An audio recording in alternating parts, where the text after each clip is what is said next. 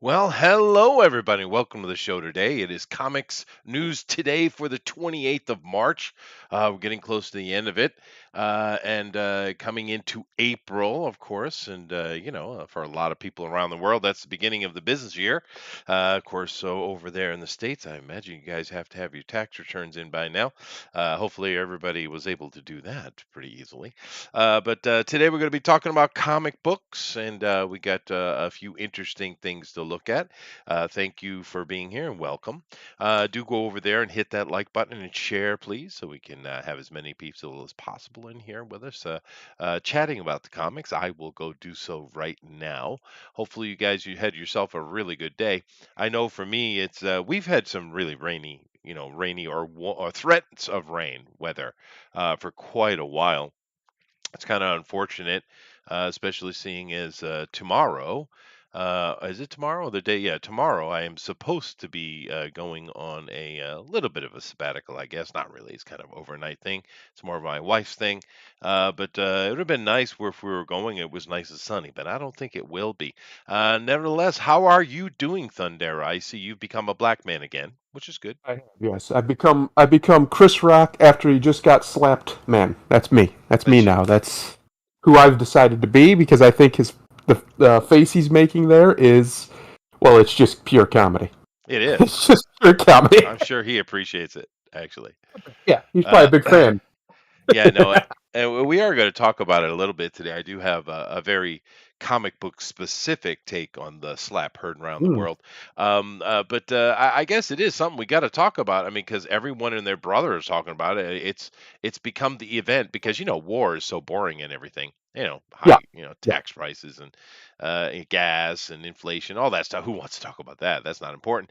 We're going to talk about some one black dude slapping another black dude like a bitch. So, what do you think now that we've had a day to absorb it? Well, I'm on. I don't really know what to think because there. You see, Chester, it's Hollywood. Yeah. And these two men, especially Will Smith, are actors. Oh, yeah. And there's just a lot of weird coincidences that go into this. Yeah. So, like, the ratings for the Oscars have been absolutely abysmal for a while. And last year, they Sure. were the worst by far they've ever been. They like 9 million, I think, was the total viewers. This year, it was up a little bit, but I could totally see somebody, whether it was Will and Chris alone, or just somebody in the Academy, or somebody orchestrating a stunt like Yeah. this. No, I can see it I, too. I don't see that's by on the run. And then you watch the video and you watch it in slow motion, and it really looks like Chris knows it's coming. Now it's in slow motion, so obviously we're seeing what was a few seconds over a longer period of time, so it can look like that sometimes. And it was a light But slap too. it was real light, and Chris like leans in, and he doesn't even try to defend it, and he's got a full on like squinting grimace, like he knows it's coming. And it could have just been one of those cases where he knew it was coming, but he didn't even think to get his arms up, and he just like reacted, right? Like he just braced as soon as he realized what was coming. And I've been in that situation where you weren't really in a position to actually defend it, so you just brace for it, right? And okay, that's very possible, but man, it's very very convenient that this happens when the ratings last year were absolutely abhorrent, and now that's all anybody can talk about is what Yeah. happened the night Yeah. before. That's But to me is real convenient. And then you have the secondary part of Chris Rock decided not to file any charges. yeah, why would he? Um, Makes him look nobody, like a pussy. Yeah. nobody in the building, like from the event, no producers, no security, nothing that we've seen came up and talked to, and even talked to Will, to see if maybe they should take him out. They should have probably taken him out at least for a few minutes. Uh, like none of that happened. There was zero consequences of any at all. Right. And then at the end of the show, Will's up there crying about how he's a protector and he's a Yeah. No, and he's a it was. champion of love. And I'm Yeah. like, dude, Yeah. you just bullied Well, a man smaller than you in front of the world. You don't get to make that speech. Well, there are a few things to take on that though, because that is a take that a lot of people are having. Do you choose Will Smith to do that, especially seeing well the trouble he's having? One. Two, this Hmm. doesn't look good for the Oscars. It's actually having quite a negative effect. Yep. People are adding it onto the list of why not to watch the Oscars. Actually, it's not. So Right. it's not having a positive effect. You got a lot of people with their opinions, but the black community in particular is not pleased with Will Smith, right? No, and they shouldn't be. And they I shouldn't mean, be. he just embodied every stereotype that Yes, they he did. claim to anyway, want to resist, and he's supposed to be better than that, right? Right. He's one of the guys that my whole life you could look to and use as an argument against all of those stereotypes because he was never a violent guy that I've ever seen. No. He's never even so much as raised his voice in public that I've ever seen. Unless it was a complete joke. So this right here was so out of character for him and so in character into that stereotype. Yeah. So they're It's very they're not unhappy, and, happy. and Yeah. even Denzel wasn't happy. You could tell. Like No. he was like they put the camera on him for a second there, and he just that was not a happy man. That was No. not a man who was going through happiness at that moment. Yeah. That was a man who was very this stupid fool, this idiot, just went up there and made a fool out of everybody. Right. Right there, made us all look dumb, and I can't disagree with him. Now, whether it was staged or not, it doesn't really matter, like you're saying, because at the end of the day, there's no positive No. upside except for some buzz. Well, you got some woke And tards going on about, yeah, he did the right thing, and it's oh, of like, course you do. okay, of Yeah. course. But Hmm. the other side of it, what you were saying, because I can't see the approach of Will Smith coming toward me. I can only see him from the back, Yeah. and there is a little bit of aggression in the step. But if I could see the body language of him coming at me, well, then I would be able to make an assessment, right? Right. But then again, I have a lot of experience reading body language. Is kind of the main Well, you part of would my think job. Chris would too. I mean, come on, he Well, came up in that's the the question. Would he? yeah, he Yeah. came up in the late '80s, early '90s in the nightclub scene. You're telling me he never pissed anybody off enough for they to come at him in a club? I guarantee you that's happened to Chris Rock, I would probably think more than so. once. Yeah. Yeah. So, especially young Chris Rock, he was such a prick, Yes, he such a was. little skinny prick. But He but definitely annoyed somebody that much, 100%. yeah, no, probably that's my question because I know I could read it, but could he? And you Yeah, would think he would because he is that kind of comedian. However, if we go back and we look at the joke he made, it's the lightest, softest old man joke you could yeah, possibly make. Most of the younger people watching that wouldn't even get the joke. What's a GI? They don't know what a GI is. They don't know Demi Moore's GI Jane, that's right? right. They don't know anything about it. That wasn't a very popular movie anyway. And the fact of giving someone a hard time for being bald, what are you talking about? Fair game, Yeah, dude. You yeah. think Ricky Gervais would have been softer? Oh God. Hell, you think Chris Rock not on the Academy's leash would have been softer? He even started to say that. He's like, man, I could. He just lets it go because he's there to do a job, right? He Yeah, signed a contract to do a job, and that's what he was there to do. If anything, if I was Chris, what I would be doing is be taking a case to the Academy for some sort of compensation because they should have had somebody there to protect him. yeah, That's fair not a enough. safe But working environment for a he doesn't performer. want to look like a pussy though, and I get that. Nah, And that well, I don't even think it is that though. I mean, at the end of the that's day, another black man trope though. Right. And yeah, it's not true. even, it's actually a male trope, but these Yeah, days I have to specify it, right? right. Um, And I think if I'm Chris and that I'm making a stink about it. I would handle whatever I need to do. What I would actually do is as soon as I'm on a stage with a microphone again, Will Smith's whole life would be ruined. Because oh I would yeah, just Chris could do that. cut the biggest promo of all time Right. on this dude. He'd be in therapy after I was done with him. I'd get more therapy after I was done with him. But then I would behind the scenes I'd be like, I think I need a little something. I mean, this your security just let a man walk up on stage and smack me in the face. What are you doing? Yeah. What No, is I this? understand that. I get that. And but then again, you have the other question. I'm going to get to what Brett said here in a minute because I think it's an important part of the conversation. But Yep. it's another thing, like being because I'm looking at from my point of view, and I'm very trained to deal with these kind of things. It's Mhm. the job, right? And I know that I could have blocked and pushed, right? Just to Yeah. get separation between he and I, and it would have been who knows what it would have been. But the question with that situation coming up on me, with it being Will Smith and stuff like that, I might have just let him take it. Yep. You know what I mean? So I mean, it's a bit of a It's a bit of a weird situation. As far as what Brett said, this is a whole nother thing. And well, we're just talking to covering because we got to cover it, Dave. Don't give me shit, Dave. Come on. But anyway, the whole cuck thing, that is huge across the internet. They can, cuck Will Smith, cuck Will Smith. I've seen so many videos with that title. And this is a problem that dude has, man, because he is a cuck, and now he looks like a simp. Yes, I mean, that's right. Jesus, dude. I mean, I don't understand what he's doing. How old are his kids? Do you know? They're in their early 20s. They're like he's only like early. I think he's 53. Will Smith. So his kid's got to be. I think his oldest in his early 20s. Yeah, Um, I think so. So when all this stuff started happening, they still were not of age. So maybe I understand him waiting, but we're past that point now, dude. She clearly doesn't respect him whatsoever. I mean, yeah, think about the level of cruelty. It's one thing if she's doing that kind of thing. All right, fine. It's something you can handle internally inside your family. But she literally, I mean, the cruelty of it. She went on what, Oprah, right? no, And I think The it was her View, I own think. show.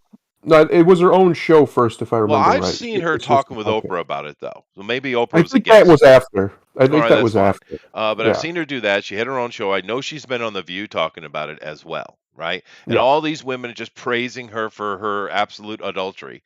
But the thing is to get up in any situation and talk about how many dicks you've had and how much you love the dick when you're still married to a dude. That's cruel, dude. That is yeah, cruel shit. And that shows you she doesn't love him at all. I mean, that's mean spirited shit, dude. I mean, yes. it's a whole different matter of her doing it. That's another conversation. But to get up and tell the world and to literally humiliate and cuck this man, a Right. beloved man, way more beloved than you are. That's mean spirited, dude. And this is why people are reacting so harshly to it. I mean, men, we have our tropes just like women do, right? And Yes. and being a cuck is about as worst thing you could be in the manosphere aside from a rapist. I mean, that'll get you the Right. most hate and And violence those brought are at kind you. of two sides of the same coin, right? It's a very weak man Well, who right, has right. no I mean, way of controlling himself and in turn cannot control quote that's right. unquote a Yeah, woman, no, get we a don't woman to take that love shit. him, get a woman to actually, want to be with him because he doesn't have any actual masculine power, so Right. women are just like, nah, Well, I'm good.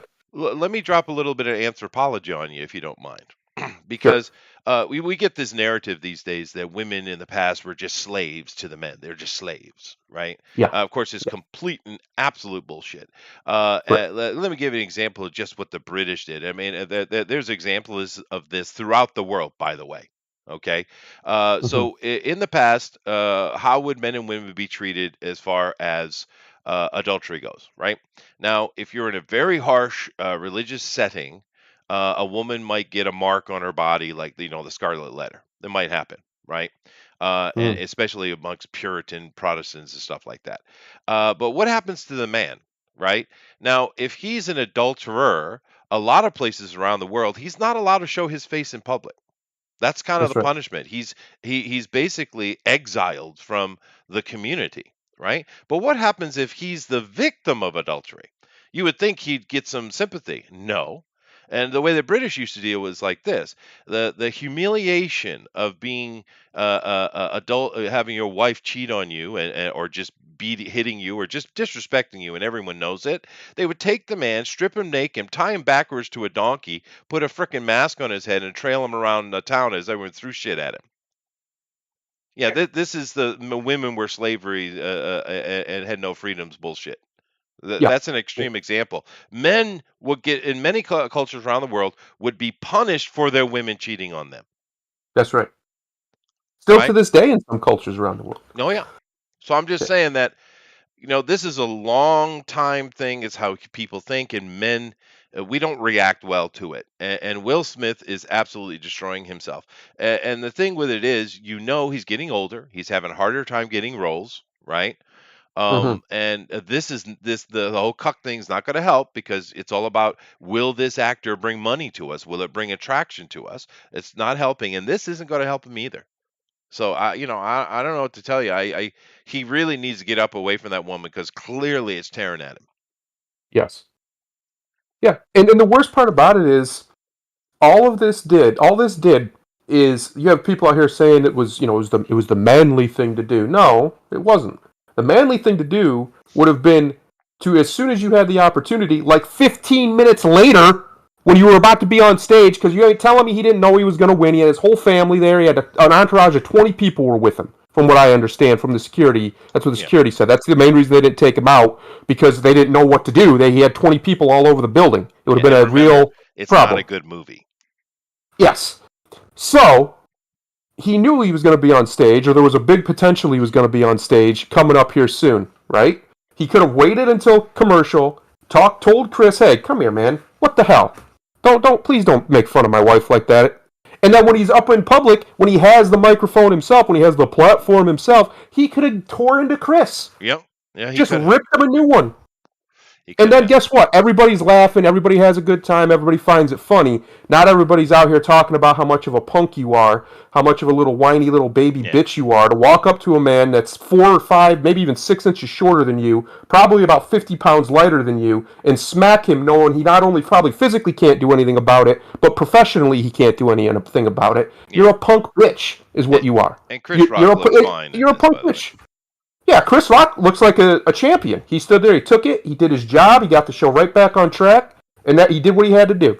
And so far as I know, he hasn't made a single statement about it. He hasn't gone and ran Will through the mud, or said the Academy's a bunch of bullshit. They should have, he hasn't done none of that publicly anyway. Probably in the back he's done it, but he hasn't done it publicly. He's done everything by the book, the way the Academy probably wanted him to do, the way his producer in his ear was probably telling him to do. He did his job. And that makes him look like far more of a man than crybaby, literally crying boy, little baby boy Will Smith. Will, you're he's a 53 simp. years old, He's a bro. simp. Yeah, and because He's the joke wasn't that hard. 53 years old. Yeah. You don't get to make the excuse that I'm a work in progress. Your progress is done, baby. Your cake is baked. That's it. 53. If you ain't figured it out by 53, you ain't figuring it out. It's that simple. You've had 53 years to figure it out, bud, and millions and millions and millions and millions and millions of dollars to figure it out, and you still can't put the puzzle together? Nah. Yeah. Nuh-uh. No, and Elrod, where we have talked about the fact that could be the reality. This was just a setup, an Andy Kaufman-esque moment. But it didn't work well for him. It didn't work out as a good thing, for sure. But and in a way, because I'm old enough to remember Andy Kaufman, I kind of miss him, because that dude. Now you talk about the long con. That guy had that shit going on, man. Yeah. Well, that was funny. I wanted to mention this. Jerry the King Lawler had said on Twitter, "You know what? Andy and I did this stuff 35 years ago." And he showed a picture of him slapping him and how it looked. It was a work slap. He hit him, but he didn't like hit him. He didn't lean into it. And that's kind of a lot like what this one looked like. I could believe both. I could believe that Will Smith's such a bitch that's how hard he can throw a slap, and two, that it was just bullshit. I don't know the answer, but what I do know is that either way, Will still looks like a punk. that's the end of the story. Like, you don't get to walk up to a man like that, who you know full well isn't going to do anything back, even if he could, because of contractual reasons, of all kinds of stuff, and the fact that he's physically far less impressive than you and much older than you. I think he's like 5, 7, 6 years older than him. He's probably not going to be able to retaliate, or probably won't anyway. Yeah, that's what I meant. What do you just take it? I mean, because of the situation. But here's my point. Like Mick Foley said on Twitter, Mr. Hardcore Legend himself. If that was The Rock on the stage, The Rock, Dwayne Johnson, we all know Will's going to sit his ass in that seat. That slap ain't happening. He ain't walking up on him. Rock would have took it. But he still ain't even going to try it, just in case. Just in case Rock had a bad day and he's like, I'm not taking it today, and he just clocked him. Because even if Rock, it throws half of a punch, he's going to break Will's jaw, as big as he is. Like, he'll fuck you up just by, accidentally. So, yeah. I think that's correct, and then Mick Foley called him a bully, basically. And yeah, that's exactly what it is. He did that. Yeah. He did that because he knew he could get away with it. Simple as that. And you're right, Elrod. That is true. Any publicity is good publicity. And the thing is, I don't know how you guys feel, but I've always enjoyed Will Smith. I like his movies. I love his Men in Black stuff. It's a lot of fun. I think he's just a kind of a part of Americana, right? Will Smith. He truly is, more so than many actors. And it's true, he hasn't had a really good movie in quite a while. It's true. I mean, his last hit was probably I Legend, I would assume. Yeah, I Am Legend. Yeah, and Uh, I think you might be right. I'm trying to think the last like really big Will Smith what was movie. that one? And that was okay. It's It been was a fine. while. Been Yeah. a while. But I mean, he really the American people took him to heart. They kind of embraced him, right? Because he was a very lovable character. Even when I know many of the listeners won't know this, but back in the day, I mean, he really was DJ Jazzy Jeff and the Fresh Prince, right? The Mm, rapper.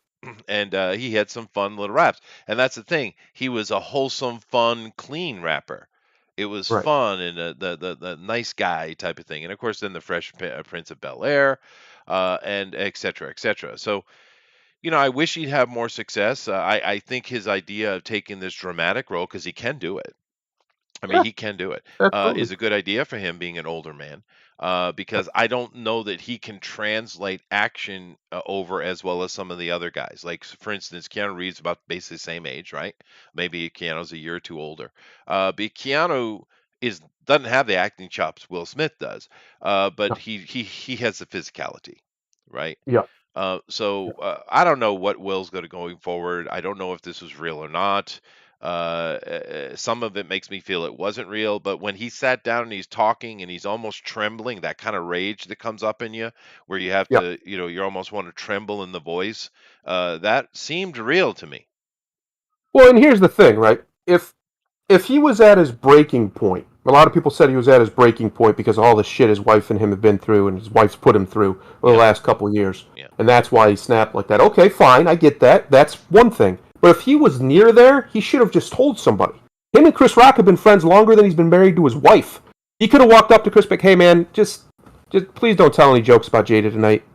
And Chris be like, "All right," and that'd be the end of it. Simple probably, as that. probably, and so I don't know. And the thing is, you got to look at the sides of this. From all the mean stuff and the horrible information that Jada has dropped, we Yeah. have not heard a single peep that this man has been disloyal to her at all. He's been a loyal husband and a loyal father. Not a good father, clearly. He's indulged his children, and he shouldn't have. But nevertheless, he hasn't done any of the same. It seems, because if he had, well, she certainly would have told us, right? I think he has slept with other people, but I think he was only doing it after she did. From what I understand, like it was kind of she wanted to sleep with other people, so he agreed to it, and then he did too because why not? I guess. Oh, thank But God. I don't think it's anywhere near like she doesn't care because she clearly doesn't care, but he does care. And Clearly, so yeah. while in his heart, even if he agreed to it, he felt like she was cheating. You know what I mean? Like you could say yeah, it's okay when it's not okay. And Will's that kind of guy because he's like we said, he's a simp, he's a cuck. It He seems to would be. Yeah. definitely turn his back and just pretend everything's okay when his woman's doing some terrible things to him. Yeah, no, I mean, the average man wouldn't tolerate such a thing. But Yeah, Comeback Bob says Concussion was his last major film he did that did well. Yeah, okay, fair enough. I didn't see that one, but I heard it was pretty good. Because, I mean, Will can do it, man. He can do the comedy, he can do the action, he can do the drama. He can do it. I mean, he's yeah, not really an Oscar guy, but he's all around capable, right? yeah. I mean, he's not a triple threat, but he certainly can do those kind of things. This movie, I don't know why they decided to give the Oscar for this, but then again, you look at what that was for a co-star Yeah. award he was given. The best film was some documentary crap about deaf people. Yes. I mean, Yeah, I don't know. what? I Uh, haven't seen it. So maybe it's the best thing ever I'm since sure it's sliced bread, not. It's but bullshit. Yeah. this is Hollywood, especially modern Hollywood. If it's some sort of political messaging bullshit, that's what's probably going to win. Well, see, you, And that's you know, probably all it is. Well, one of the things that's really, it shows you how out of touch they are, is first of all, if you know anything about the Oscars going all the way back, it's not a real award anyway. Because first Yeah. of all, you have to pay to be considered. So Mhm. anything that requires you to put money up front for it that's not real, right? Secondly, there's a lot of money goes around to try to promote. Disney throws a ton of money around, right? And other companies. And lastly, it's all a bunch of actors voting. And you've had a lot of complaints coming out of the Actors Guild and the Academy judges themselves. And there's actually a lawsuit pending because they have basically brought in a whole bunch of new people that know nothing about film. They're just woke activists, right? And, Yeah. so the Oscars isn't real, and it never has been. It's a bullshit award. However, when I was a kid and before and a little bit after, it was an annual event though. It was Right. pageantry of Hollywood. It was a great entertaining thing to watch. It's not that way anymore. Now it's just a chance for them to get up and just wag their finger at you. Like for instance, I'll give you a joke from the thing, other than Chris Rock's joke, very soft, light joke, by the way. Yeah. But here's another joke. Amy Schumer and Wanda Sykes and some other black lady I don't know are up there, and she said, and Amy Schumer says, "Why are there three women up here? Why are there three of us? Well, because it's cheaper than hiring a man." Yuck, yuck, right? Yeah. And then the one black lady I don't know, she said, "I'm a proud black woman, being a black woman." And then Wanda Sykes says, "I'm living out loud. I'm a lesbian." Right? And then Amy Schumer says, "I'm a dumb Karen white woman who yells at you for whatever stupid shit." It's not funny at all, dude. There's nothing entertaining. And once again, what are you doing? You're saying, okay, men bad, white women bad, black women awesome, lesbians Yeah. too, right? So do you think your viewing audience is entertained? Are you entertained? I am not. Yes. Especially since I didn't see that segment because I saw the three of probably the most repugnant creatures on God's earth, and I'm like, nah, I'm good. Well, I'm just saying. I'm good. It I don't it need whatever they're about to say. I don't need to hear it. yeah. I'm good. Now the worst part is Chris's stuff up to that. While it was really soft, at least it was delivered correctly, right? Like he's a master comedian, Yeah, and he yeah. knows how to deliver this stuff in a comedic way. And it was enough, even the Jada joke before Will stormed up there like a little bitch was enough to make me go, ah, right? Give me one of them kind of like soft chuckle laughs. He wasn't going for belly slappers or knee slappers. But he was throwing softball, soft chuckle laughs and doing very light roasting. And that alone was still more entertaining than anything those three women have ever done in their whole careers, but let alone did on that stage. That's why, ladies, Chris Rock probably made more money than you, because he's better at it. Simple as that. There's no other reason. It's not because you have vaginas and he has a penis. It's because he's very, very good at doing the funny. Well, sure. He can do the funny, and he do the funny very well. Well, dude, That's it. there's millions of comedians worldwide that try, and a Yeah, handful succeed. I mean, a it's small it's a portion. very difficult thing to do. Yes. And I will be straight up fair and understanding that it's a lot more difficult for a woman to be funny than a man. It just Yes. is because we have Yes. this built-in thing to us. You don't laugh at mom, dude. That's I right. mean, it's just it's in our DNA. So I'll give them credit for that. But I mean, you can't just say, "All right, here's a handful of women, we choose you." That's not how it works, man. There's a huge field of people desperate to get seen, and very few make it, right? So you got to be That's the right. best, top of your game. You got to be clean and on it, dude. Right. And that's normal, right? Yeah. Yeah. And Chris is one of those guys, whether you like him or not. I mean, he's had some really stupid takes the last few years, but most of these people's brains were broken by Donald Trump, so I can't really Yeah, fault him no, for that. But that doesn't mean his personal skill at his profession, his skill at his trade, is still not master level. yeah, no. He is one of TDS the is a separate best. issue. Yeah, Yeah, he's one of the greatest living comedians, honestly. Like that's still yeah, alive yeah, because he just knows how to do it. He knows how to take banal things and make them humorous, yeah. even funny Well, the occasionally. longevity shows you that, right? Yeah, yeah, Yeah. But there are a couple of things in your chat I do want to cover. The Oscars are dog shit and always have been from Comic Book Bob. I don't agree with that. It's never been a real award. Clearly not. It's a paid thing. But it used to be when I was a kid, Bob. It used to be an annual event. It was fun. It was the glamour and pageantry of Hollywood. It yeah, was it was pure fun, right? And some of those Billy Crystal hosted ones back in the day were freaking awesome, dude. It was great entertainment. Now, as far as Oh, an Billy award, Crystal though. oh yeah, There was a comedian. Holy crap. but I mean, as far as Whew. an award, I get you. It is dog. It is bullshit. Yeah, sure. But it used to be a fun event. It did. It was an actual an American event. Yeah.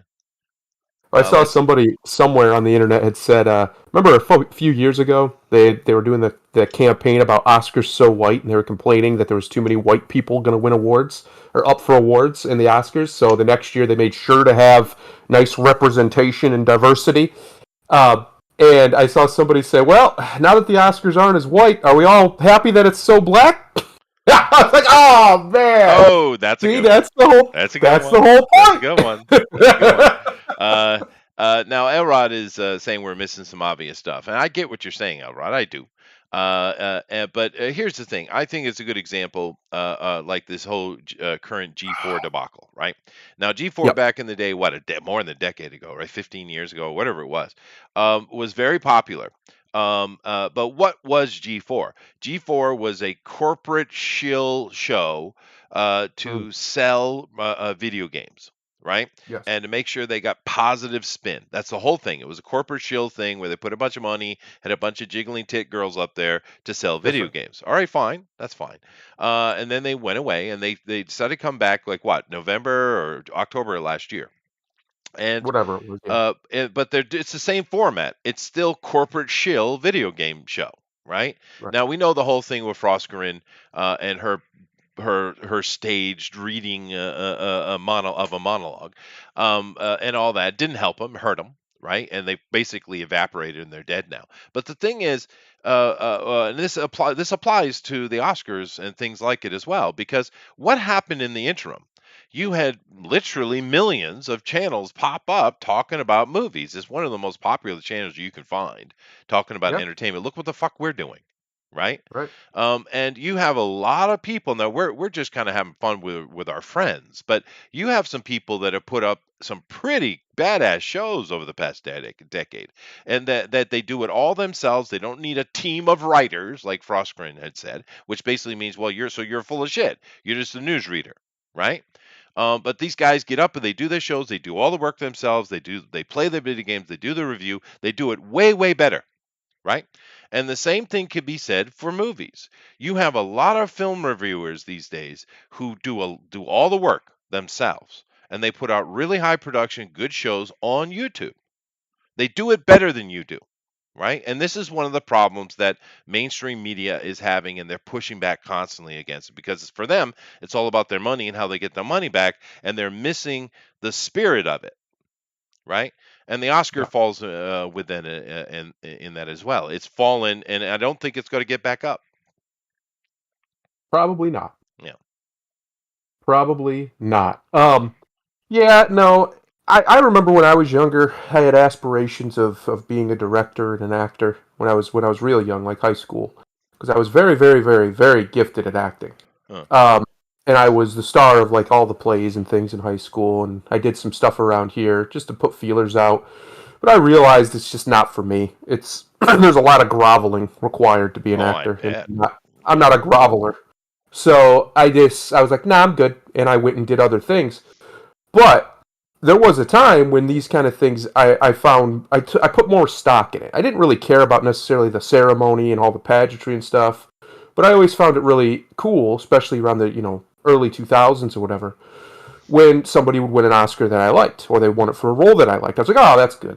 They getting the recognition they deserve. Like Heath Ledger's Joker is a great example. He deserved that Oscar, absolutely. People can say that it was his death that gave it to him, and it might probably did play a big part of it. But I can't. You'd be hard pressed to find another performance that year that was that good, or ever, to be honest. So there was a time, even for me, where it at least meant something.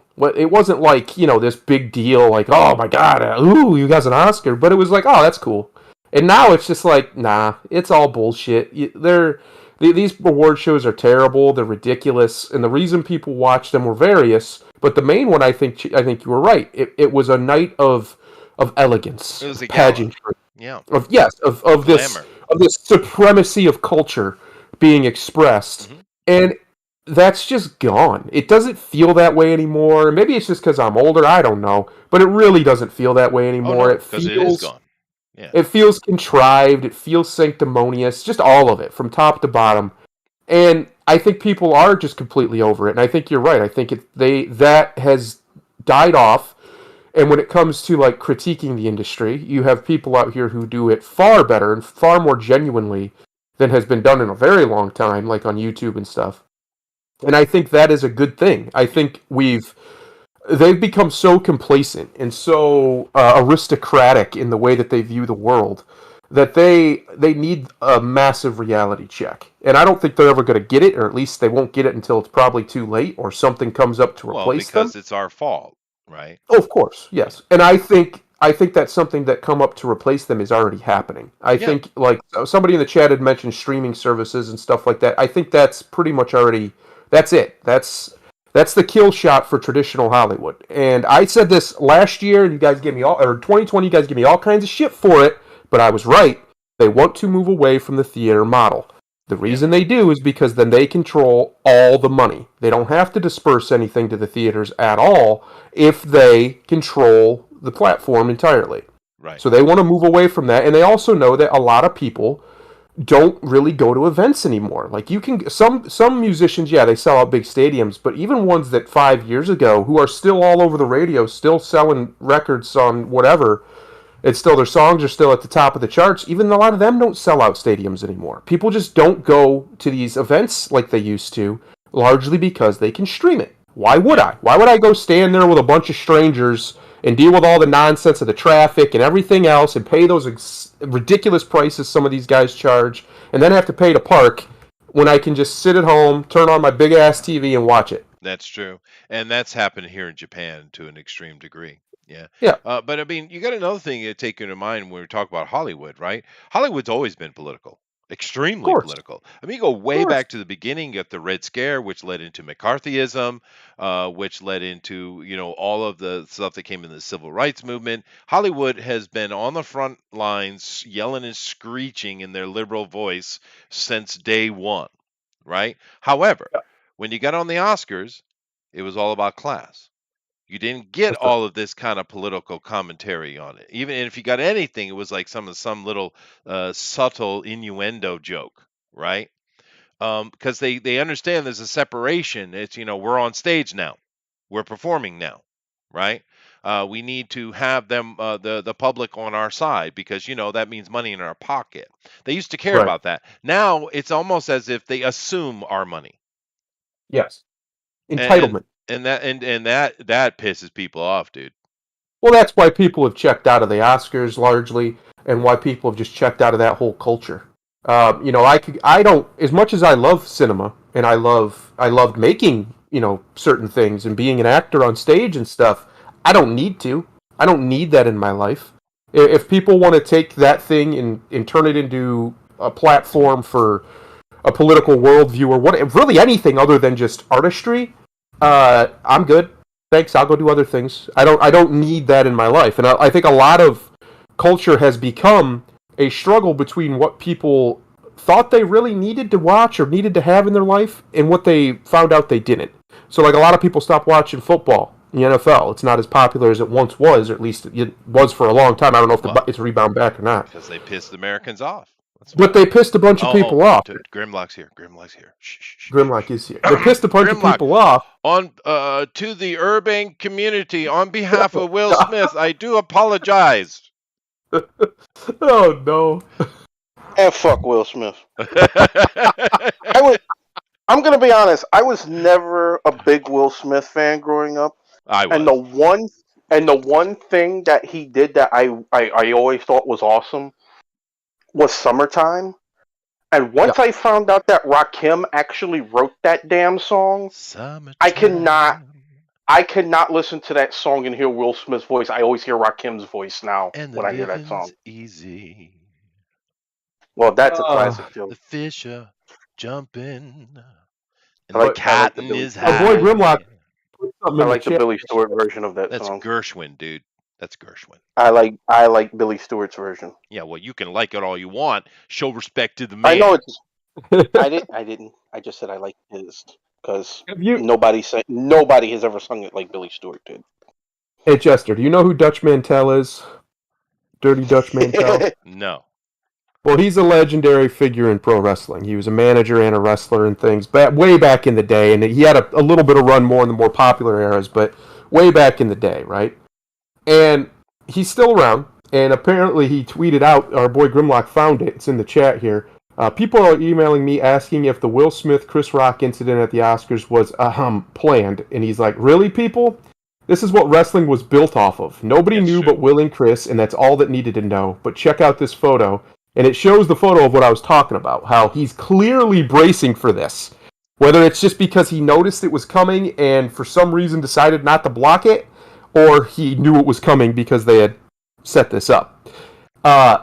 And the problem is, and like you were saying, nobody really, except Chris, looks good from this. The Academy doesn't look good, and he doesn't, and Will doesn't look good. And to put an end note on this, I think Will has now come out within like the last hour or so and publicly apologized to Chris Rock directly. And I was out of line. This isn't who I want to be. All that, the contrite bullshit. Will, buddy, if that's not who you want to be, then don't be it. It's that simple, Will. You're 53 years old, man. Control your damn emotions or put yourself in a mental hospital. That's it. There's no middle ground here. You don't get to make excuses anymore, bro. You're too old. You don't get the excuse of, well, I was young and dumb, or no. You should be cooked by now. And if you can't control yourself to not lay hands on people over jokes, over nothing jokes, then you don't need to be in public. Just stay home. Nah, that apology is complete bullshit. You can tell that's a publicist. No, that was everything acting, about that is true. a publicist writer. Yeah. I mean, Although that first of all, that joke was tame. You can go back and look at it, and you can see where Will was clearly laughing at it. No, you first of all. Again, I think this was one of those things where a broken man was trying to pick up his last shards of masculinity. The whole problem is that the only reason he went up there is because Jada took one of his testicles out of her purse and said, "Handle that." Yeah, well, he gets to have them for an hour a day. But a good reference, Eric. In the summertime, when the weather is hot, you can stretch right up and touch the sky. When your weather's fine, you got a woman on your mind. Have a drink, have a drive, go out and see what you can find. Mungo Jerry, baby. Hell yeah. Chris could have said something I would have said, like, I can see one of Jada's entanglements fucked the hair right off her. Elrod, Will Smith went full comic skate. All right, Elrod, you keep throwing them. You got to hit. You got to hit. It's all right. It's all right. All right, cool. Well, let's get away from the slap heard around the world. But the Japanese are mortified, just so you know. Oh, of course, yeah. They're so proper and prim. I mean, my goodness. They really are.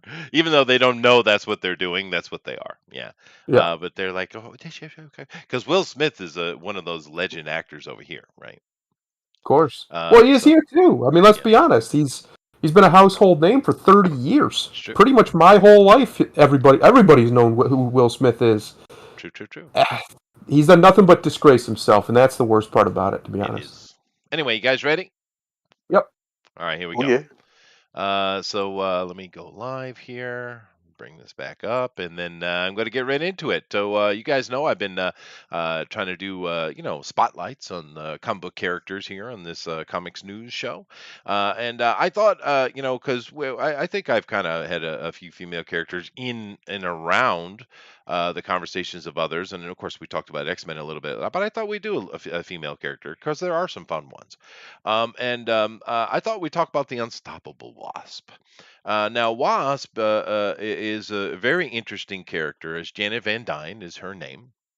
And this is a creation of Stan Lee and Jack Kirby. I mean, the old team, right? And I think it was some Andrew guy was also involved in it, but basically it's Kirby Lee creation. And it's very interesting. It started out this back in the '60s. This is one of the old school characters, right? This isn't one of the newer ones. And she was with her dad, and her dad was a renowned scientist, and he was doing some like alien type of research. And and he needed some help, so he went to go talk to Hank Pym, who was of course a very famous scientist and needed some help, and they had some conversations, and her father went on and doing his things, and he ended up kind of summoning and bringing in this alien, which you see here right behind her on the comic book, that kind of blob looking character behind her. And of course, her father died, and Janet's very upset. So she goes back, because she and Hank had a little spark. There was obviously a spark going on. Now, keep in mind by this time that Pym had already been married and lost a wife, right? So he is a bit older than her. But she wasn't a child; she's a woman. But and she said she needed help. She wanted to get want to get revenge, and of course, this alien could be a extreme problem. So Hank decided to help her out, and he revealed who he was. Right, that he was the Ant-Man, and what he did was he genetically altered her in the back and on the head, so that when his Pym particles, because remember back in the day, his Pym particles were gas related, right? They've kind of changed it in the comic books. And when she transformed into the Wasp, shrinking down with the Pym particles, she had the antenna on her head naturally, as well as the wasp wings. Now, in modern day, for some reason, they kind of got rid of the antenna instead of just giving her the helmet, which kind of like Ant-Man had in the beginning. I don't know why they've Mhm. done that, but they have. And then they went on and they fought this alien monster. They were able to figure out how to defeat it with shotguns, which is always good. Yeah, And obviously. Yeah, shotgun. obviously, and they she actually in the I remember reading the original comic book, she actually made an advance toward him, because she liked him, right? And he rebuffed her because he, like I said, he had just recently lost a wife, and he thought she was a bit young. But she dedicated herself to gaining his love, which is kind of interesting thing you could see back in the 60s. You would never see today, ever. A woman doesn't need to get a man's love. How dare you think that? Right. But anyway, eventually she did, and they did end up marrying. Now, I'm not going to talk about the absolute bastardization they did with turning, and later, I don't know if it was the Ultimates or what version they did this with, but making Hank Pym this horrible monster that was literally torturing her, even suggesting sexually torturing her. And Captain America, Steve Rogers, had to come in and beat his ass down just so he could get a piece of ass. And that's fucking an abomination, dude. All right, Yeah, that's like Papa Brady torturing Mama Brady. You don't do that. right. You don't do that. This So I guy. mean, we're not going to talk about that. All right, but anyway, This guy, huh? yeah. But no, here's the thing. Now she went on, and of course you got to keep in mind she and Ant-Man, of course, the original Iron Man. Look at that suit. Look at that suit. Yeah, Thor and the Hulk were the original Avengers. And keep in mind, she's important to that as well because she is the one who came up with the name for the team as well, right? So Right. Janet Van Dyne has been around. Of course, Janet Pym has been around for quite a while. She's done a lot of cool things. And one of the things that and I'm going to mention this a little bit later, but one of the things that happened because I was saying, let's do a female character, right? And then there's some obvious. I'll eventually do a Storm one, and that'll be fun. But I mean, there are a lot of female characters. But when I started delving into the research, guys, I found that a lot of the female characters had some interesting runs, and then they got bastardized really badly, right? And I'll get into that later here with another story I have that I kind of tied into it. But Janet has never had that happen to her, really. All right. She's always been the Wasp. She's always been cool.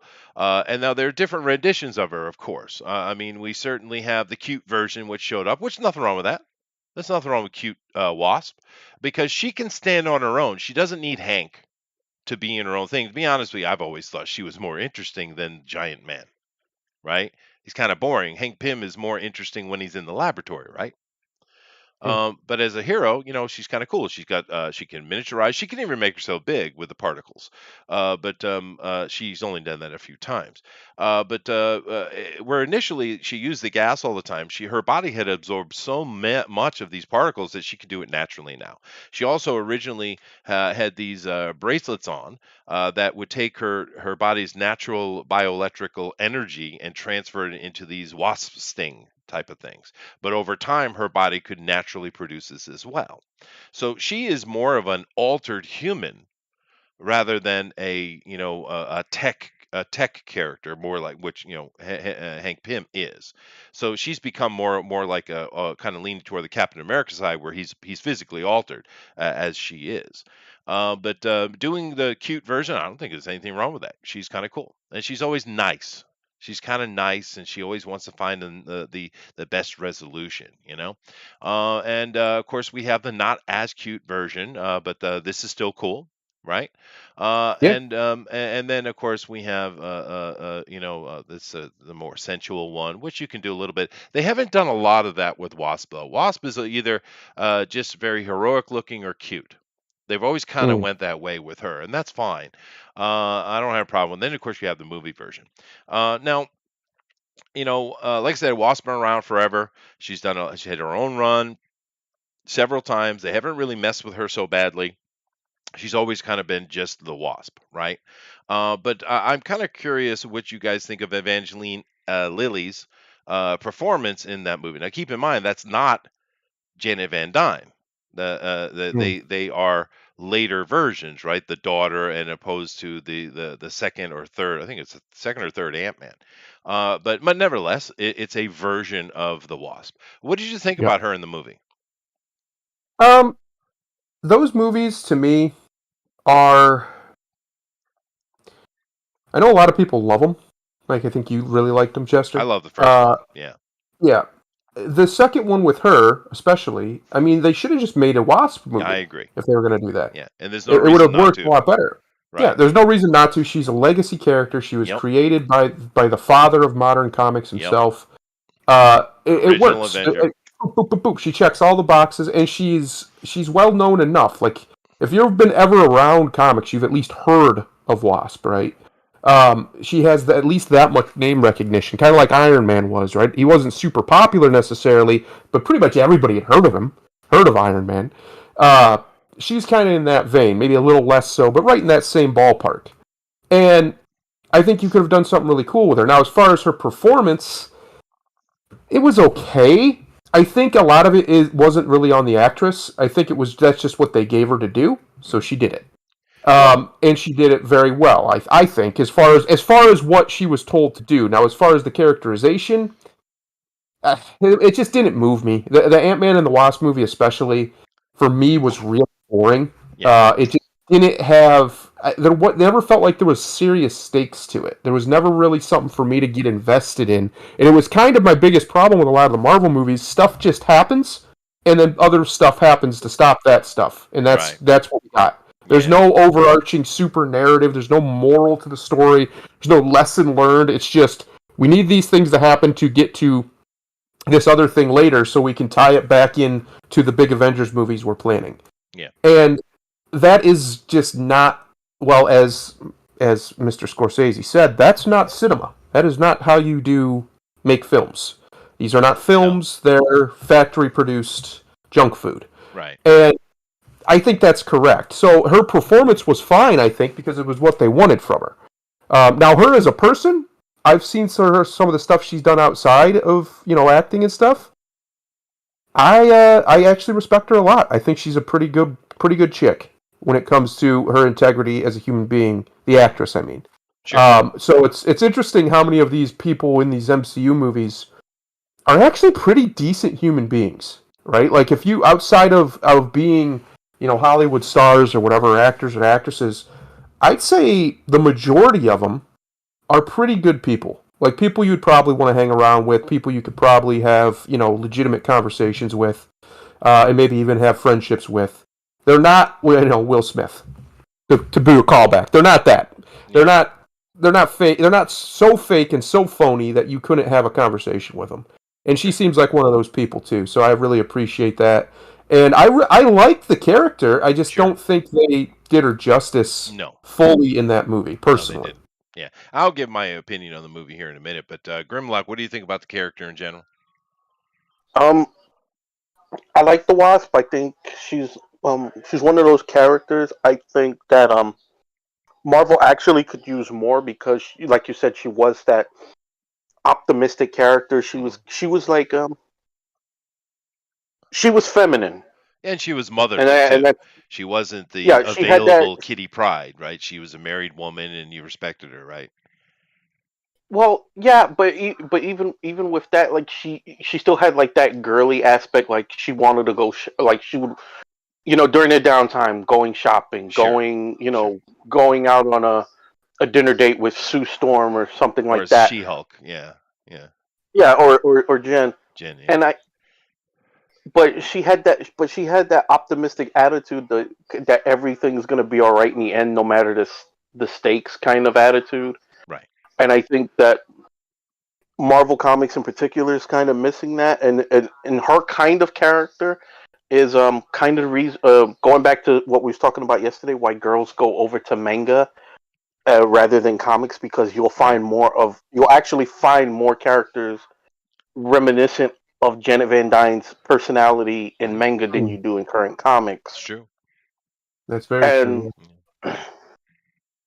and that does matter, which is why I say all the pandering doesn't work, because Right. even at a young age, you know when you're being pandered to. That's true. And they've never really And, bastardized this character, which yeah, don't speak too loud, knock the wood. yes, and I thought she had a good run, particularly. Roger Stern doesn't seem to get enough credit for as a good writer, but reading some more of his stuff recently, it's like, man, this guy was consistently putting out good shit, and it's like, why isn't he not still writing? That's what I want. Yeah.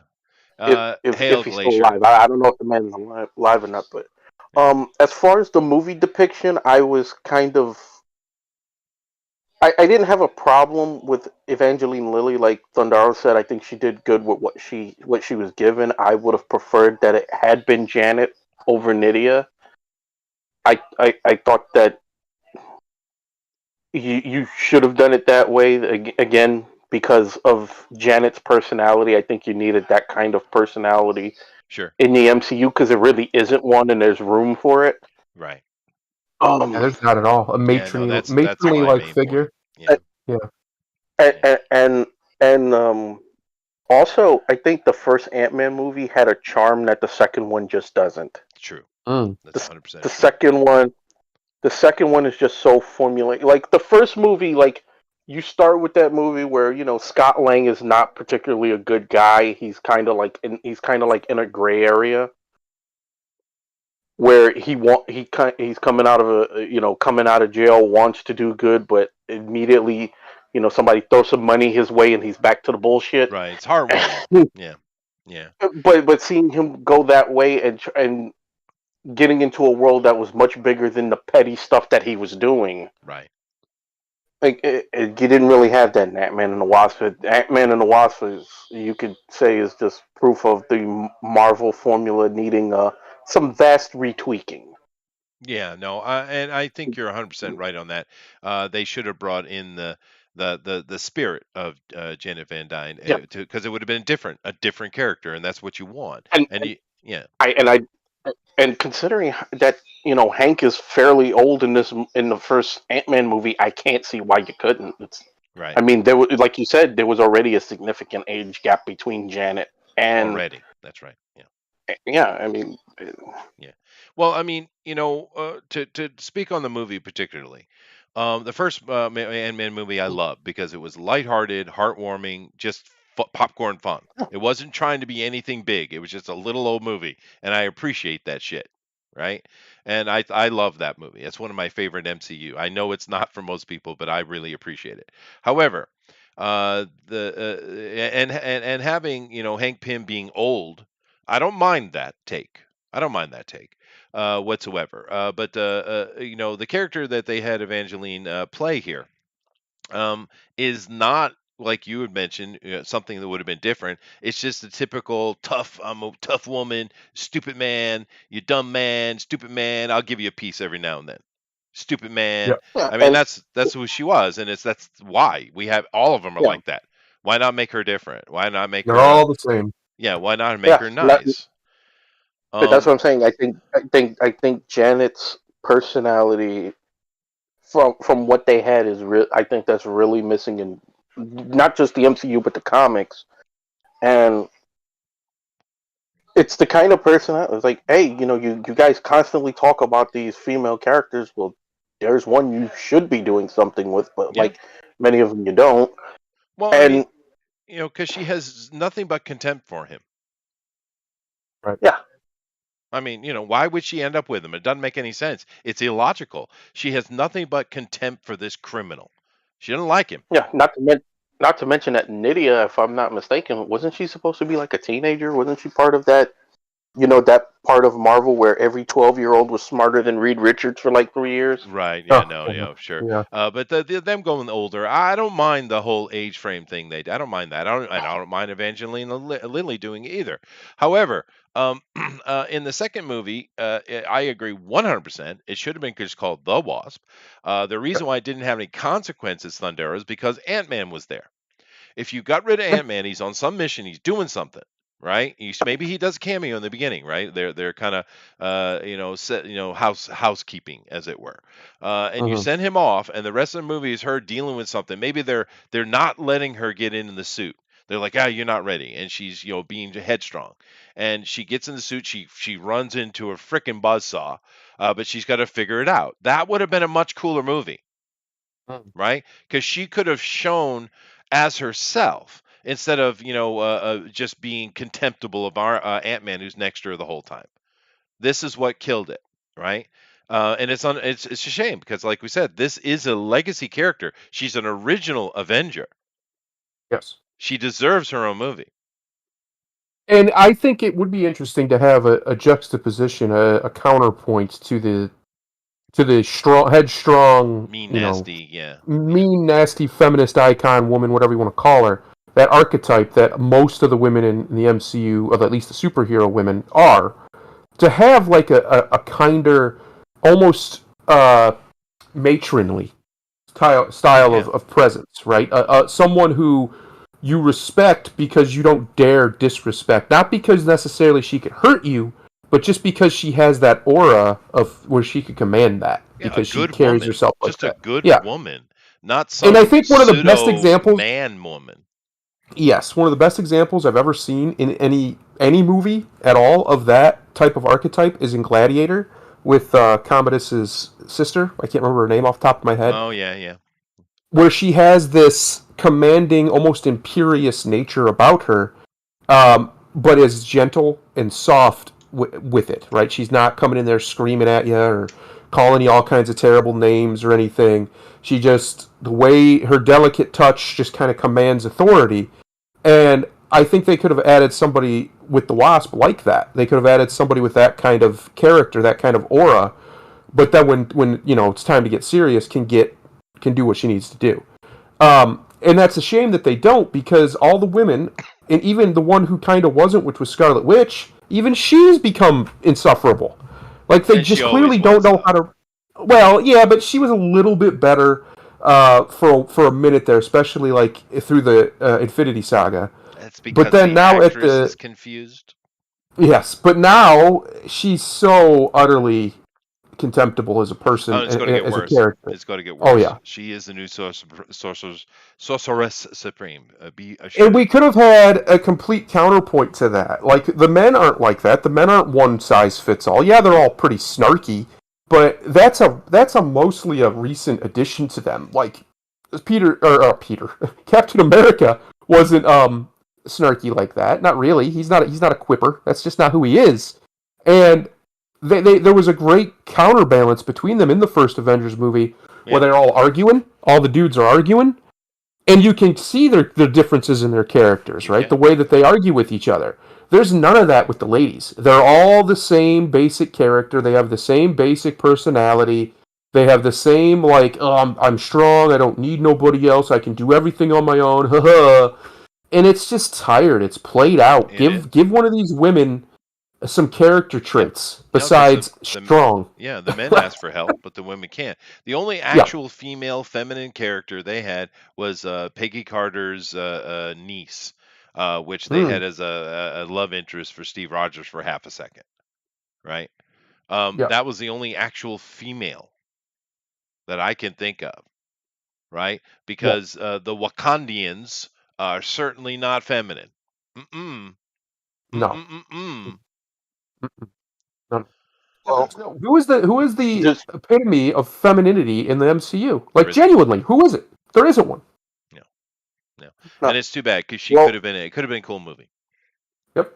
this goes back, but this goes back to what we was talking about, the problem with the MCU and their formulaic writing, because they'll take one character archetype and they spread it across everybody. It's like, all right, like how they basically have slowly tried to turn every male character into Tony Stark with the snarkiness and the quips That's right. and all of that. And out of all of the characters that they currently have in the MCU, that only works with three characters, really. And that's Tony, Rocket, and Spider Man. The other three the rest of them shouldn't be that way at all, because that's not who they are. Right. Like, Cap is more stoic. And wise. Yes, Yeah. he and at times should remind you that he is also a man out of time. He is man time displaced. Yeah. Thor, before they completely bastardized him, was that boastful, braggadocious, Bro I dude. guess you could say kind of meathead. Yeah. But that's what he should be. That's it. Right. And it doesn't work. And with the women, they've practically just copied and pasted Gamora, but it only works for Gamora because Gamora was an assassin. Right. And to be fair, And that character, Gamora, played by that completely out of touch actress, is actually softer than most of the other females. Yeah. yeah, because she actually softens up midway, like she softens up in the movies because. Right. Well, I guess that's because Gunn actually does most of that, compares to, I guess, whatever teams they have on the other movies. Whereas that doesn't really work with any other character outside of Widow. And so it's all right, you're basically just copying, pasting, and you're just giving the same character with different skins. It's I think after a the while, main reason why they let Gamora be vulnerable and be more human, I guess you would call it, is because they knew they were planning to kill her. And they wanted it to really hit, right? To really feel like a moment, like something just happened emotionally, and it did. They did a good job with that. Yeah. But I think that's probably why. See, they had plans for Gamora going forward. The rest of them, largely, they're just kind of there. There's no grand plan for them. They don't have some big piece in the story that they need to fill. They're just kind of, here's this character. Oh, and she's a strong woman, and you're supposed to clap like a seal. Well, no, I'm not clapping like a seal. It's boring, and the one of the worst parts about Endgame was that ridiculous women power scene where they all come together and, oh god, everybody in the theater went, ugh. I remember it. Nobody liked it. People pretend like they do because virtue signaling, but everybody rolled their eyes at it. It was so obvious. Even my wife sitting right next to me was just like, really? She looked at me like, really? It was so dumb. Though. Yes. Yeah. But anyway, who knows what's going to happen? We're probably not going to get any more of these movies. I think they just didn't get very good response. But it's a shame because Wasp is a cool character. They could, if they just realized that not every movie has to be this grandiose thing. Like I said, I believe Shang-Chi. Had Disney not been so stupid and canceled the Netflix shows, that's where Shang-Chi would have been perfect. Because nobody can tell me that on those Netflix shows, on an episode of Daredevil or Luke Cage or even Iron Fist, he would have showed up and they would have had one of those fight scenes, because they had some pretty good fight scenes on those shows. Yeah. That it wouldn't he would have had a much better reaction. I think it would have been much more positive because Shang-Chi's a street level dude. There's tears to this. Speaking of Shang-Chi. Speak of the devil and he shall appear. Marvel's Shang-Chi star, that's a lot of S's in a row. Simu Liu reportedly refusing to sign Offensive Master of Kung Fu comics at upcoming Awesome Con 2022. Offensive Yes. Now hold on. Now hold on. First of all, why would you want Shang-Chi, Simu Liu, to sign your original copy of Masters of Kung Fu, the first appearance of Shang-Chi? Why would you Oh even yeah, want his name on it to begin with? Aside from that, that comic is that comic is way more valuable than his that goddamn autograph you is. damn better well believe it. But the thing is, why is it offensive, Simu? Why? You have a guy who's been raised his whole life by his father to be turned into an assassin and a iron fist for his rule. He breaks out from underneath it. He defeats his father and dedicates himself to a life of heroics and foiling his father's machinations. What exactly is offensive? Is it simply that Um, Asians are in your comic book? Is that the issue? We're not allowed to have Asians? Is that the problem, Chester, Simu? Chester, Chester. You don't tell me you forgot that special Master of Kung Fu annual where Shang-Chi eats a cat with some rice with chopsticks. Oh, that one. Don't Yeah. tell me you forgot. Yeah, that's not this one though.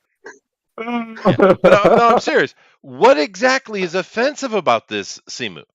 I mean, what are you talking White about, guys dude? wrote the book. R- Roy Thomas, one of the nicest guys in comics, Very nice fella. wrote a book about an Yeah. Asian dude. hmm So, There's nothing at all. He's yeah. just been told that this is what he's supposed to say, so he's saying it. Yeah, but It's really that simple. what's the woke SJW progressive talking points on the offensiveness of this comic That's is my probably it question. right there. That's probably it right there. It was written by a Yeah, bunch of white guys. Just That's all because it takes oh, now. all right, fine. Yeah. Because see, Chester, it's not evil racism when they do it. It's not. It's never, ever. Can't be. Yeah. Not when they do it. No. But back to the original point. I don't know why in the hell you would want this guy's name on your damn comic book anyway. Why would you want that? It doesn't make sense. He's an actor in a mediocre movie. Why in the hell Now would you want that on I your could see freaking having him comic? sign. I could see having him sign like a card or something and putting it with the comic because that'd be kind of cool to have. But not on the book. What are you doing? He Like, could what are you sign doing? my non-existent underwear. That's way more information than I needed. Okay. I don't know, I dude. don't get it. This I guy's don't get such it. an idiot. He can't. Oh, I have not heard one comment from this dickhead that actually was cool. Not one. Everything he No. says is dumb shit. Every word out of his mouth. And honestly, if he just shut his goddamn mouth like so many of these other morons, that movie would have probably done a little bit better because it's got some good action scenes in it. It's not the worst Marvel movie by any stretch or means. But yet he hurt that film because of his noise, right? And others. And we've Yep. seen this happen many, many times. And I've literally not seen you say anything cool. You were the lamest cuck fuck in freaking Hollywood, dude. Wait a minute. Will Smith's in that's saying something Hollywood. with Will Smith roaming No, around. this guy's way lamer than Will Smith. What are you talking about? This guy is a freaking cuck.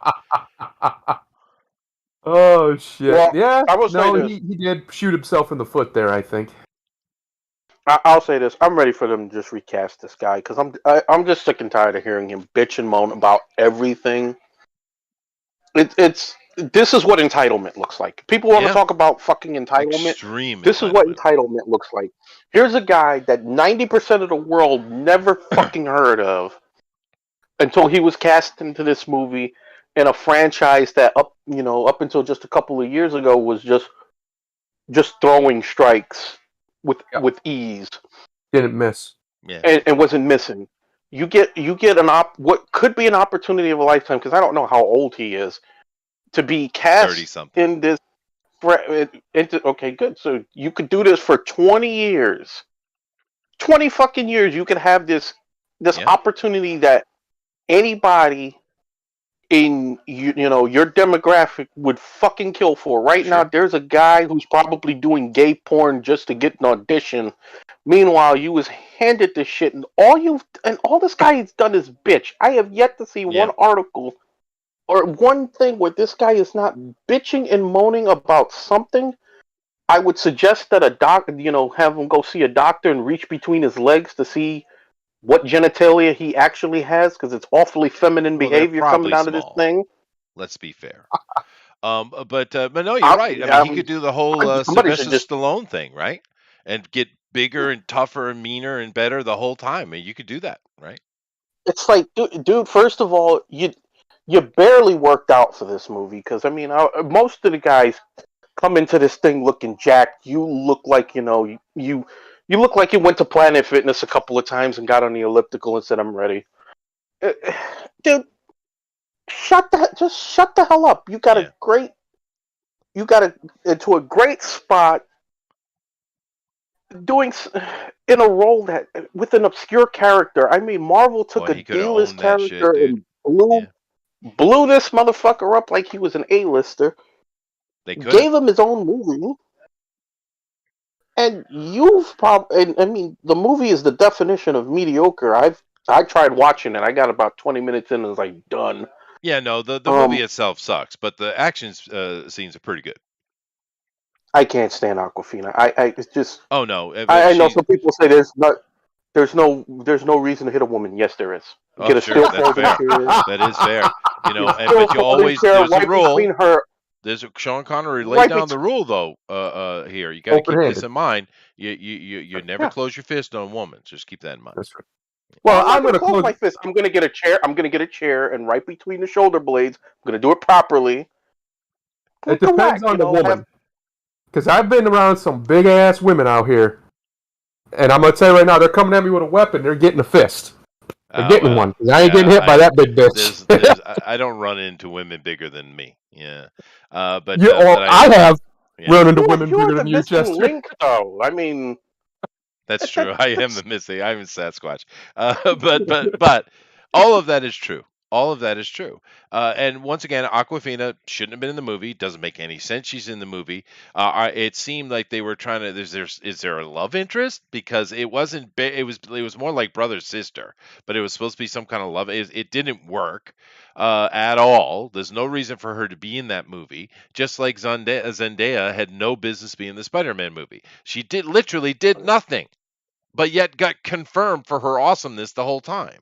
It's like, why is she there? I mean, if you have some little cameo in the beginning, like just building up his character, here's a friend of his, and he gets dragged along in this whirlwind adventure. Then keep in mind, Awkwafina also delivered the killing shot, right? Of course, she's the ultra hero.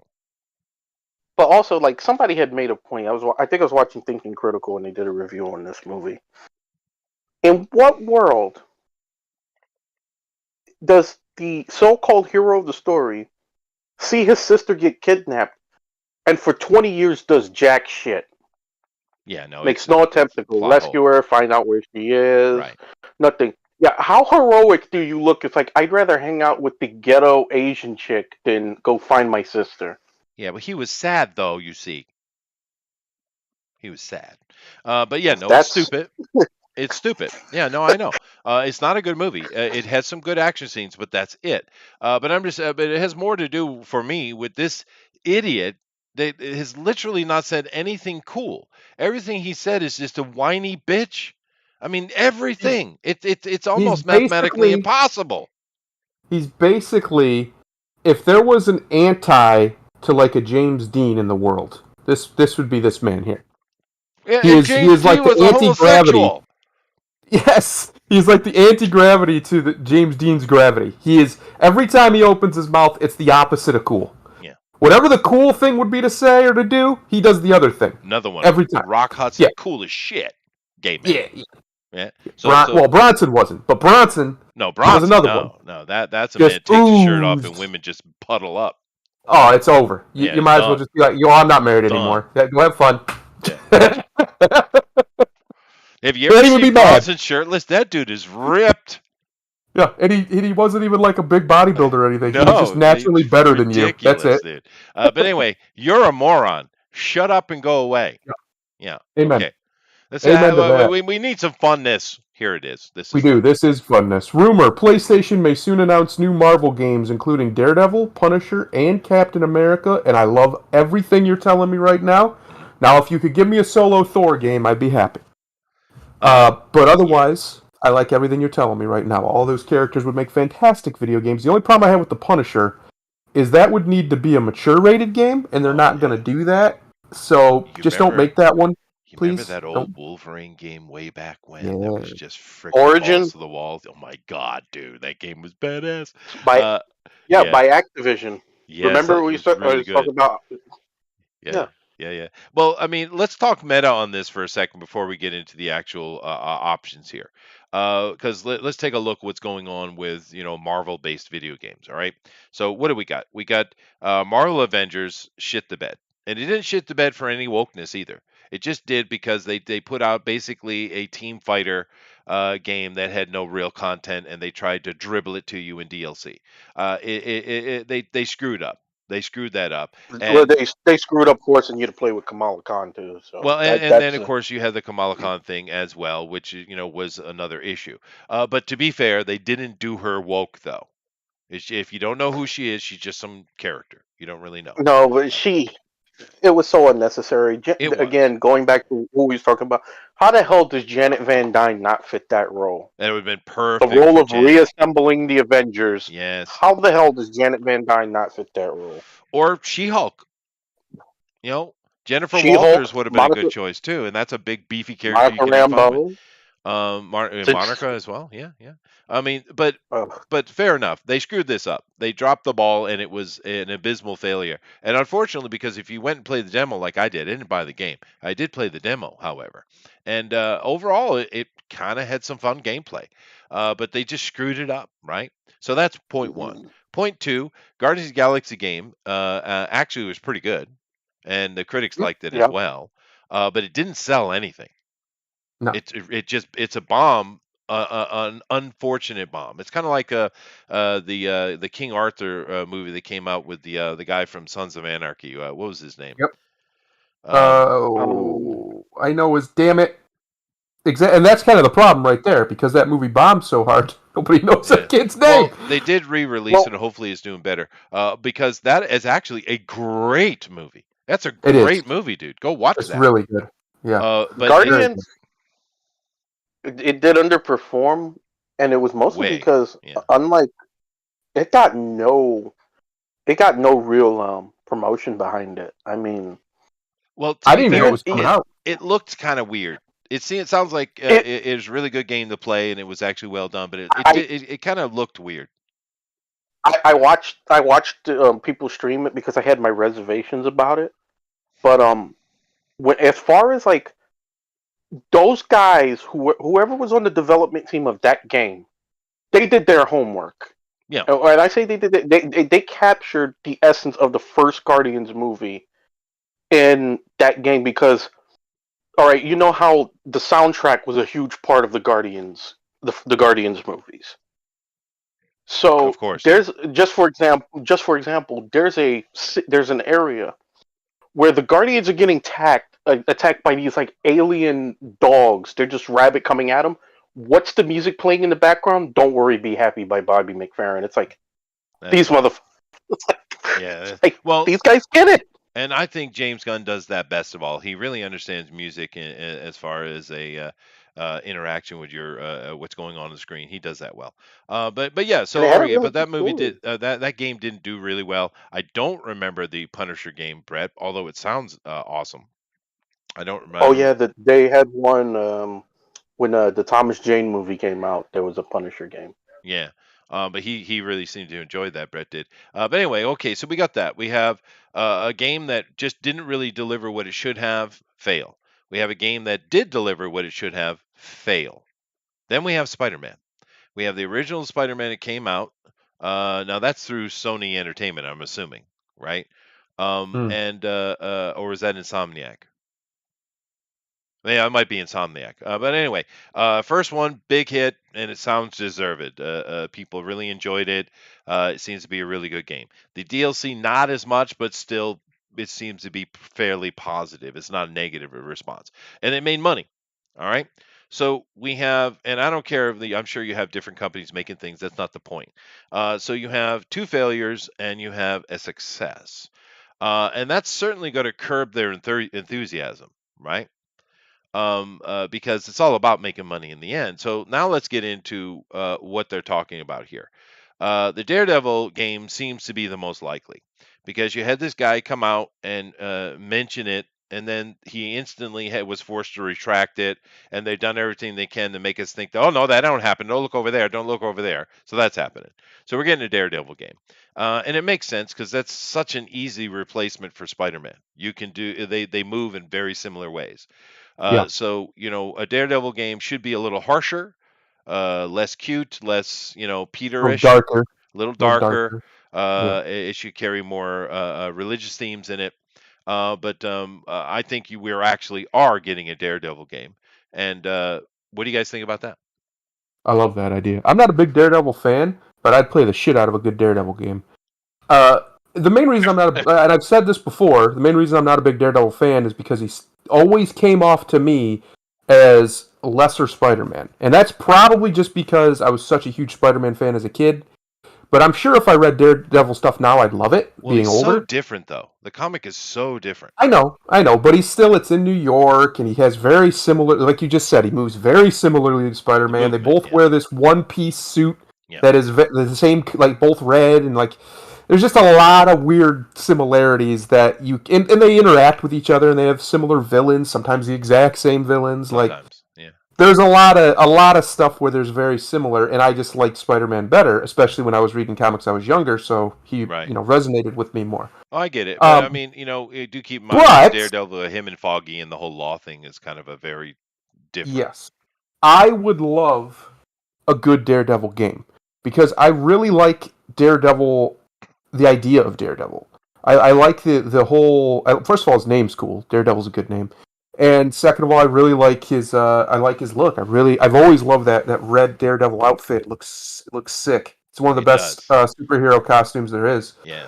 And he's an interesting cat because he can't see, but he has this like sonar ability, and that's kind of cool. Like how you could do really cool stuff with that in Yeah, a video game. it's the blind warrior So trope. Yeah, yeah, very blind Ronin esque type thing. And I love that. Zatoichi. I love that. I think you could do something really cool with that specifically, right? That he's a warrior of honor, in less so about the law, even though he's a lawyer, but he's more, he's a warrior of honor, and he's trying to, bring honor to Hell's Kitchen and things. Sure. You could do some really cool stuff with Daredevil, and they have done really cool stuff with Daredevil. So I'd really like a Daredevil game. I think it could be great. There's rumor also that Sony's getting ready, or they are basically making their own video game universe with Spider-Man, the Marvel universe. Yeah. Why not? And why not? Yeah, right. Why not have him and Daredevil interact? Why not? When they make the Wolverine game, why not bring Wolverine in? You could do some really cool stuff. I hope it's good. We'll see. But I really think there's been a lot of rumors around this, so I think one of them is true because there's been a lot of waves all over the industry that they're working on some form of expanded game MCU, and it'd Yeah, be great if it was a and it's Daredevil. about goddamn time.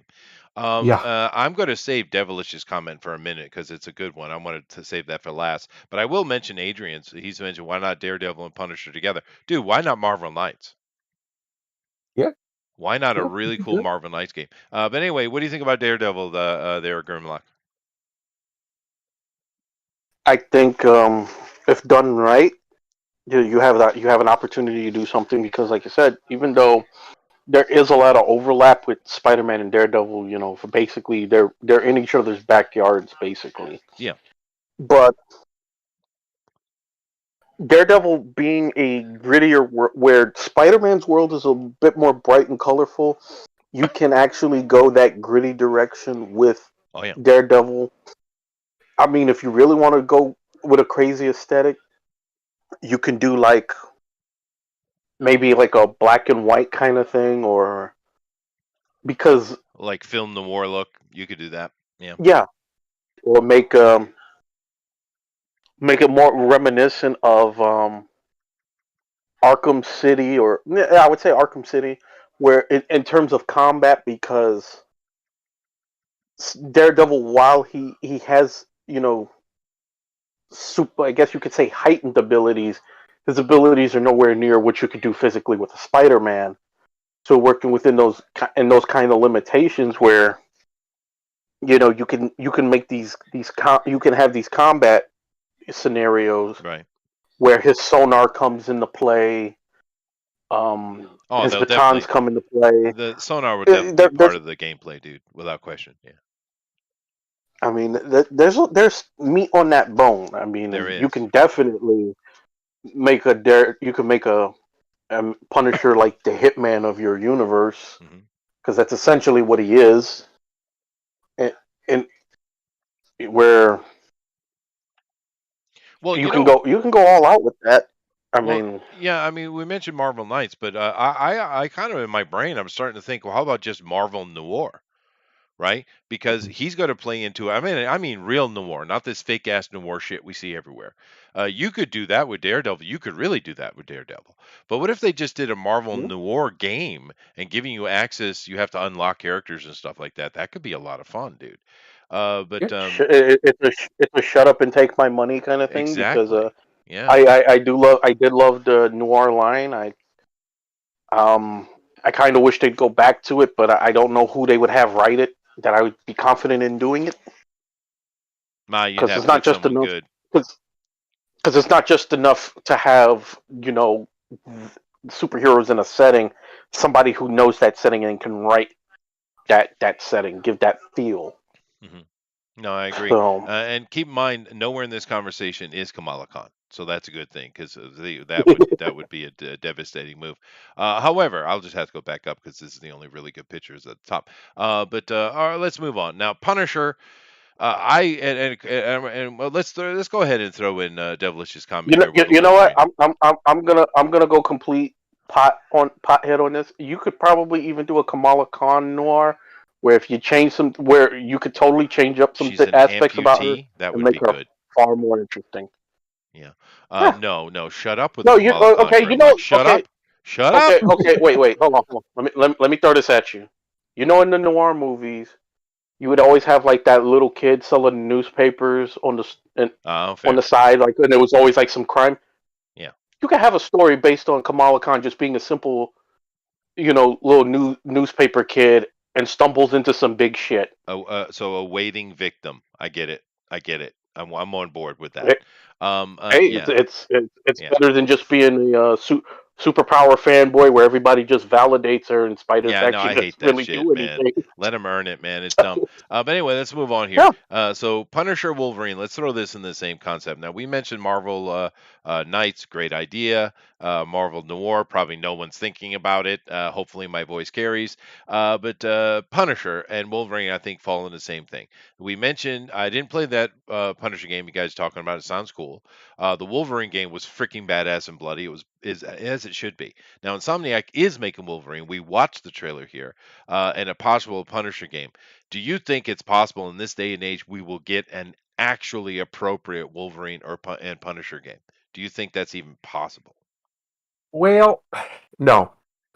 Especially with Marvel's branding on it, I just don't think because to make a good Wolverine game, you're gonna have to be M-rated for sure. Oh Like yeah, we got to see blood, we got to see amputations, we got to see capitate, we got to see the whole nine. He's got these big ass metal claws. He needs to be slicing dudes up. So to get a really good Wolverine game with the Wolverine experience, quote unquote, you're gonna need that M rating minimum. Same goes with the Punisher. oh To yeah, get a really good Punisher experience, you're going to need that M rating. You're going to need his big arsenal of guns. You're going to need to be able to blow people's heads up with guns and maybe even shoot off limbs and stuff and just be real savage and brutal. Um, and I just don't see Sony okaying that yeah. with their Marvel games right now. I don't. So I would rather they just stay away from those. Obviously, the Wolverine game's coming, so we'll see what happens. But I'd rather, especially the Punisher, they just stay away from, just because I don't trust them to do Right. it justice. But imagine Now, if they did with like gun kata and he was just, oh my yeah, god, it could be brutally awesome, dude. imagine for you, if you will, though, if they do the Wolverine game and they nail it, and it's brutal and it's savage and it's everything we hope it could be, because we know Wolverine could be a fantastic game character. It's all these things. Then I'd be like, okay, give me a Punisher game. Yeah. But they need to prove to me that they're willing to go as hardcore as would be necessary to make those, feel realistic, feel true to life. Yeah. And I just don't think they are. So I would rather they stick with ones where they can be a little bit darker, but they don't have to be ultra violent or even hyper violent. because that way we know we can at least get pretty good. Like I'd be okay with Daredevil breaking bones, right? Like you have finisher, because in the Spider-Man game you have finishing moves that you can do where you basically just take a guy out in one move. Mhm. I'd be okay if with Daredevil's one of those, he breaks a guy's leg or something, breaks his arm, right? Stuff like that, like a little bit more aggressive than what Spidey's doing because he's Daredevil. I'd be okay with that. Yeah. But I don't think you're going to see him go to amputations and full-on blood spray and all that. Yeah, unfortunately, yeah, that's true. Grimlock, Punisher Max. Well, I'm with Thundaro. I don't think they'll do it because of their stupidity. But if they want either one of those games to be successful, considering that these characters are, let's just be honest, they're on the darker side of the spectrum from Marvel characters. I mean, you have Wolverine. The man's tagline is, "I'm the best in the world at what I do, though what I do isn't very nice." Come on. Yeah. I mean, Marvel, you just actually did something smart for the first time in a long time by bringing Larry Hama back to write that patch story. In fact, give me a patch story. You're gonna do a video game, you don't want to go that crazy. Give me a Wolverine Madripoor story. Yeah, why not? Yeah, it's a good idea. But at the same time, there's a certain expectation with the level of violence with a Wolverine. Look, you're worried about the one size fits all. Do like they used to do with Mortal Kombat back in the old Super NES days. Make an option where you could take the blood and gore out, but the majority of the people who's going to buy that game is going to be over the age of 20 anyway. So there's no reason to not have that. Like Punisher should be equally as brutal. Perhaps you could probably argue, if not more. More so. In fact, I would start the freaking game off with that declaration of war that they had at the end of the Thomas Jane movie. That would be my intro to that freaking game. That'd be cool. Yeah. Now, keep in mind with this headline here, they don't mention in the headline Iron Man and Thor, but they do in the article. And I'm going to save Cap for last. But what do you guys think? Do we need an Iron Man or Thor? Because it would be very similar. Flying character, blasting things. It's going to be similar. Different setting, of course. But what do you guys think of either one of those? Iron Man or a Thor game, solo game? Obviously I want a Thor solo game, but I want real Thor. I don't want MCU Thor. Give me the bull in the china shop Thor, the one who rushes in when he shouldn't rush in. Give me Odin, give me the All of Asgard, give me the Warriors 3, give me Sif. Give me Thor. Give me the Thor I've read, the Thor I love. Don't give me this weird... I don't even know what he is anymore. He's not Thor, that's for sure. He had to be... It was necessary for him to be demasculized, emasculated. Sorry, that it was necessary from their point of view. So. But yeah, I would love a really good Thor game where we get to explore. Like, how cool would it be to have like an open world where you can jump between all of the realms? Right, all the 9 realms. Dude. Come on, bro! You could do such cool stuff. Make it like a kind of action RPG. You could do. There's so much there. There's just so much meat on that bone with just Thor alone, because of what he's based off of, especially. You could make an absolutely amazing video game out of Thor. No, hold on. Think about this. Yep. You make your own Asgardian character, and along the way, you're teaming up with Thor, Odin, potentially the Warriors 3, Sif. Oh my God, dude! Oh my God, that would be freaking awesome. Give me some funny dialogue between Thor and Volstagg. I'm here for it. Yeah, sure, dude. But I'd love to see a game where I can make my own Asgardian, and I'm interacting with Thor. So it wouldn't be. They will never do it. They'll never do it. That would be a cool game. Everyone would love it.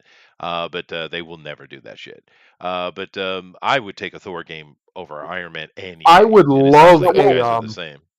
I would love a Marvel MMO, basically sounding like DCU Online. Where you get to do that, and you could pick as your backstory that would be sweet. Yeah, can pick a from Asgard. You're an Asgardian warrior of whatever description, and you have you get some powerful relic from Odin or from whatever, Odin's vault, and that's what your power set comes from. Man, that could be so cool. That could be so cool. But we don't get nice things anymore. So, The- Grimlock, yeah. All right, here's the thing about the Iron Man game that it's kind of hard because like there's a lot you could really do with Iron Man in a video game because he can actually do so much. I mean, it's not just you can do a beat 'em up, you could do a fly around and blast shit, but also Tony Stark is one of the smartest guys in the Marvel universe.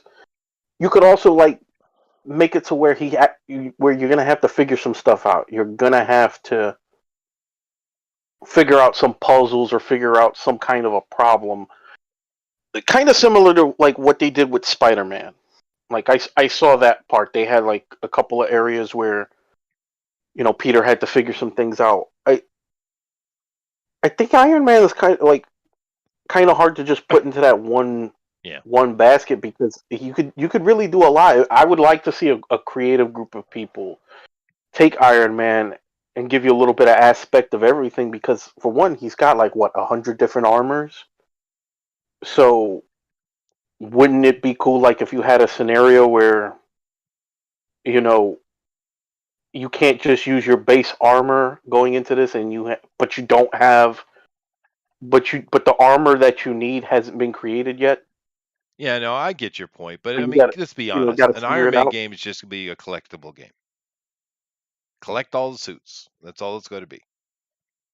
Well, they're pretty. Well, that's gonna be with every Marvel game. There's gonna trust me. That Wolverine game's gonna have a fuck ton of costumes. and that's whether fine, but it won't be based mean- on that. Where the Iron Man will Yeah. be. I can take an argument for it being made, but I'm not interested in an Iron Man game at all. You guys are absolutely delusional in the chat. Beta Ray Bill is only known by us. The general public has no freaking clue who Beta Ray Bill is, dude. I do love me some Beta Ray Bill. He's though. cool, That's a great but- character. Yeah, but No, but you could easily put him in a Thor game. No question. He should be. That would've- He should be. Yeah, no problem. And Adrian's bitter. He's bitter. Uh-oh, he's bitter. What's he bitter about?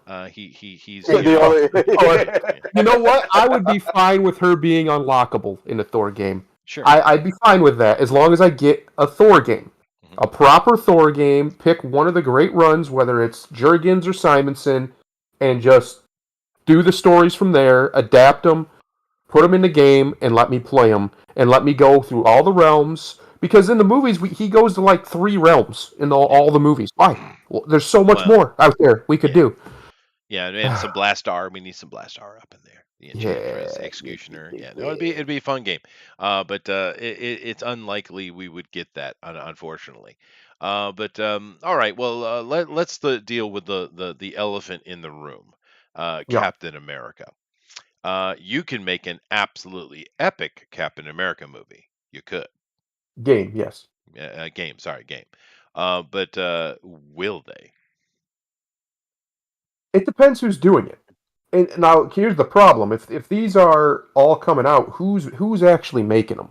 Because Insomniac can only do so much, right? Or I think Sure. is that who made the Spider-Man? Yeah. game? Whoever made the Spider-Man game it's- can only do so yeah. much. and they're working on the Wolverine game. So Right, there's they've already got and There's only Wolverine. so far you can stretch Crystal them. Dynamic, who failed on the Marvel Avengers game, is making something.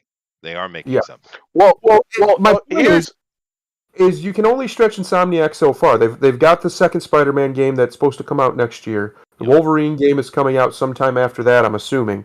So that's 2 AAA level full release games that are probably have minimum 20 hours of gameplay in them. That takes time to make.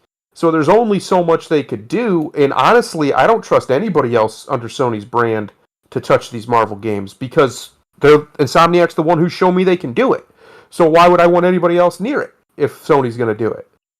And I think that's where we're at right now. I think we'll wait and see if the next Spider-Man game is going to be as good as the first one. There's going to be a lot more miles in it, so we'll see. But if it's even 75% as good as the first one, I'll be happy because the first one's fucking fantastic. It's probably the best superhero game ever made. Mhm. So I really hope they can land this plane, but Sony has a couple studios under their thing that, oh boy, do I not want them anywhere near. especially a Captain America game, because you want to talk about making it woke. They'll woke it up, and Adrian just made that point. Grimlock? Well, here's the thing about the Crystal Dynamics. Oh, buried beneath the bullshit that I'll be back in a in second. the Thunder. failure Okay. of their Avengers game is that they actually had some interesting ideas in terms of its combat. Like they could All the other stuff. it's in terms of combat. I think they had some interesting ideas. The problem is, I think they got stuck with a story that they didn't want to be involved in, and also I think um, with Crystal Dynamics being under Square Enix, I don't know how much they was actually given in terms of resources, because people are forgetting just how much resources Square Enix has been devoting to Final Fantasy VII and all the stuff surrounding it. Yeah. That's where they're putting the bulk of their resources behind. I wouldn't mind a Cap game if it was done well, and if it was Steve Rogers, and we didn't have this. The biggest problem I have with the Spider-Man game is it really feels like the whole thing is just setting up so Miles can show up, because Miles is in it. And it's like, man, I really hate that Parker has now been saddled with this boring-ass milquetoast token, and he hits every single stereotype in the world. I'm so disgusted with that. That's the worst part about it. So I'd be very worried that all of the Captain America game would just be leading to getting that damn shield to Falcon's hands so we can be preached to about how great black people are for the millionth time. That's the thing. Like, I would be more worried about the story of a Cap game than the actual combat. And like I said, I think Crystal Dynamics, if given a chance, they showed that they could do some interesting things combat wise, and especially it would be easier to focus on one character in comparison to like 6. Yeah. But Cap has in recent years has fallen under that they don't know how to write for him category that Superman has been stuck in for a while now. And like if like they said, like if they did a preview of this game and it's like based on Ta-Nehisi Coates' run, I'm like, I'm out immediately. This game could be a 10 out of 10 gameplay wise and everything else, but it's like, oh, if it's Ta-Nehisi Coates' run, I'm like, I don't want to fucking touch that shit. Yeah. Because I already know where that story is gonna go. It's gonna go right down the tubes. That's where it's gonna go. And that would be the thing that would be most concerning about a Cap game. Like even with,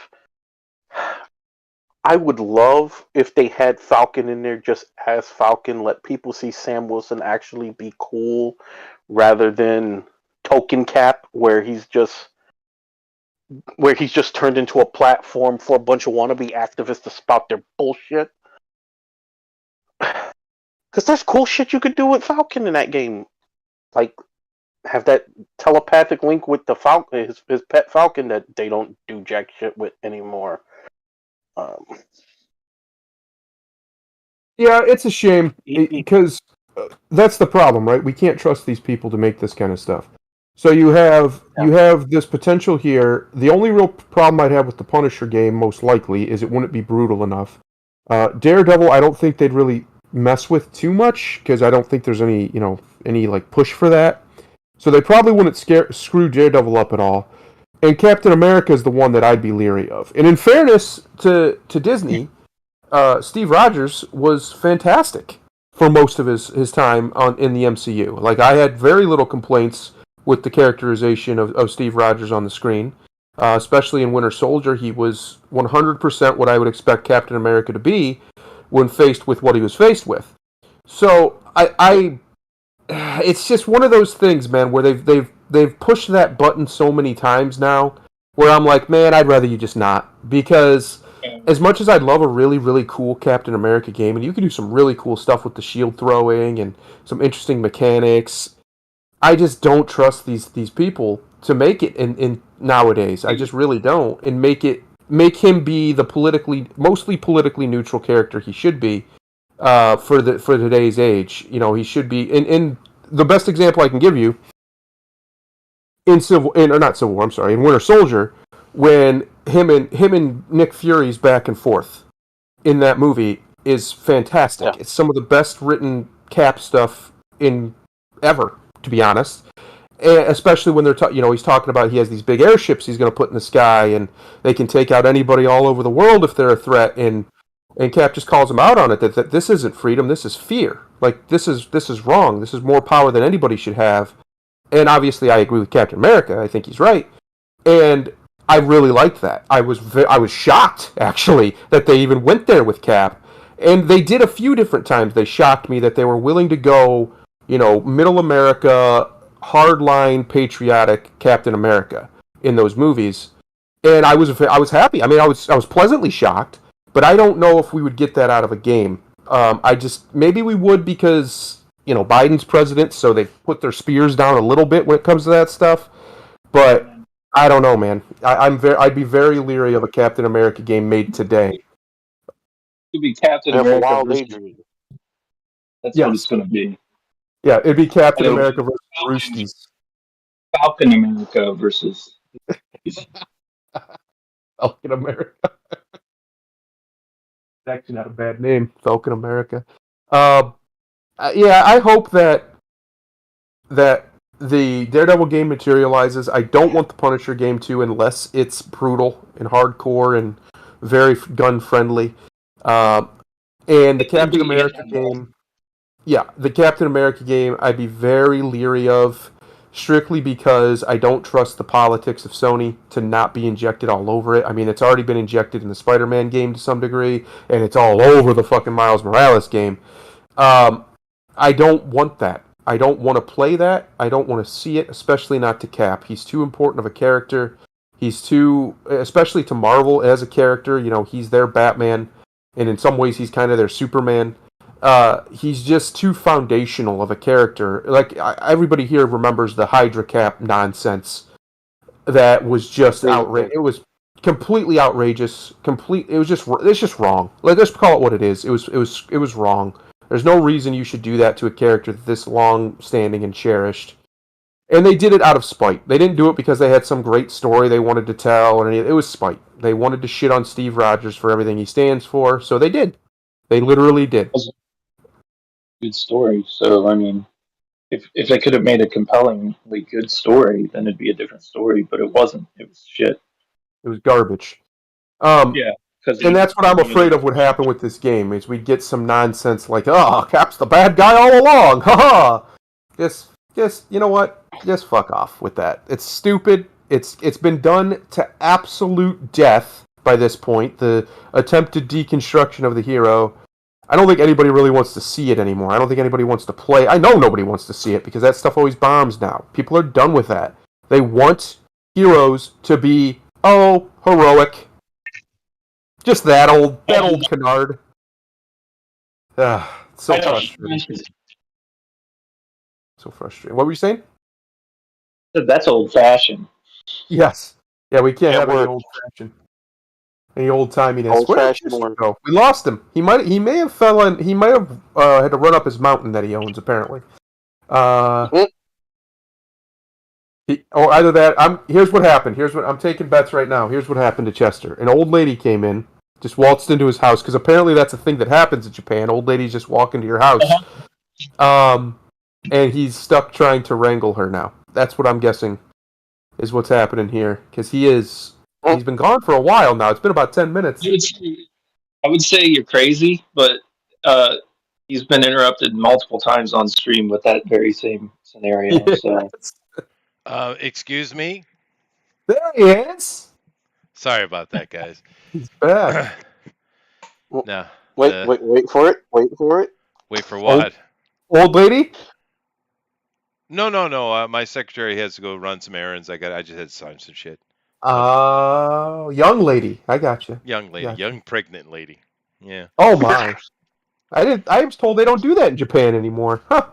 No. I'm happy for her. They're a young couple, and they get a baby on the way. It's cool. That's good. And my wife is being very motherly as well, which is kind of cute. Aww. Yeah. Aww. She's my second secretary. I had one for a long time, and now she's in charge of my school. I had this girl I hired as kind of a part time initially for my production company, but I brought her on full time. Like that. That's Yeah. good. Chester's such a wholesome guy. You would never know he was a bastard. hmm Chester, I Well, think we beat this topic to death. I'm I sure think you we, have. I do apologize for that, but I mean, I got to do what I have to do. I heard another voice though. Is that Adrian yelling at me again? it is. Oh, hi, Adrian. Hi. Wasn't yelling. It's not like I said. It's okay. I get it. I get it. Anyway, let's move on. But I hope we get some cool stuff. That's the main thing. I hope we've been in a dearth of comic book video games for quite a while. We got Yep. Spider-Man 1, awesome. But I mean, think of the drought we had, right? How Yeah. long it was in between that stuff. Now they had the gazillion stuff and they did the Marvel Online, but it it didn't really hit, right. But if you think about the last Marvel game we had, I can't remember, maybe you can help me out, Adrian. It was the one where you got to kind of make your own character, and it was like the attack by the purifiers, I think it was, and it was like a 30-minute game or so. It was ridiculously short. You remember the name of that one? Oh, I just the last Marvel game I remember playing and enjoying was X-Men Legends. Mm, Oh yeah. That was great. and the Marvel's Ultimate stuff was Time good ago. too. Yeah, but yeah, no, Again, so we need it. Activision Yeah, no, fair enough. Activision is a good company. Anyway, let's move on here. Go was ahead. Oh no, I already covered that one. This one, right? Did that one already. Marvel's Dark Ages reveals Miles Morales' original Venom symbiote costume.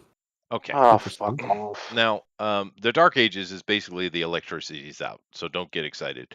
But here's the thing: why do they refuse to give this character his own thing? Why? Why do they Don't keep know. mirroring him with Peter Parker, especially now that he's in the same universe in 616 with Peter Parker? Why are we doing the whole Literally all they symbiote thing got. with him as well? Why? All they got. I think it's because it's easy. It's easier to just make him a knockoff Peter Parker than it is to make him his own character.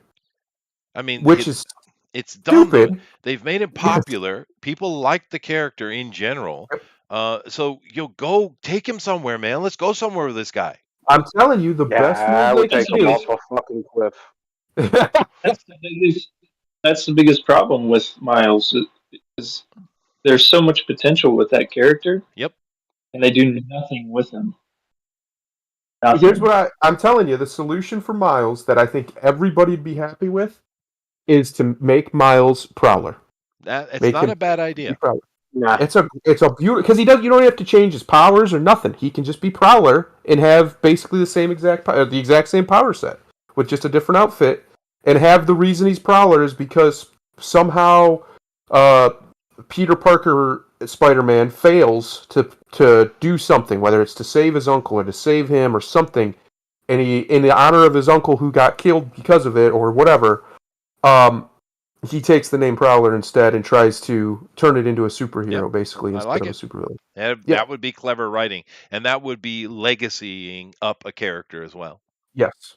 Because there's no reason to have two Spider-Mans. That doesn't make sense.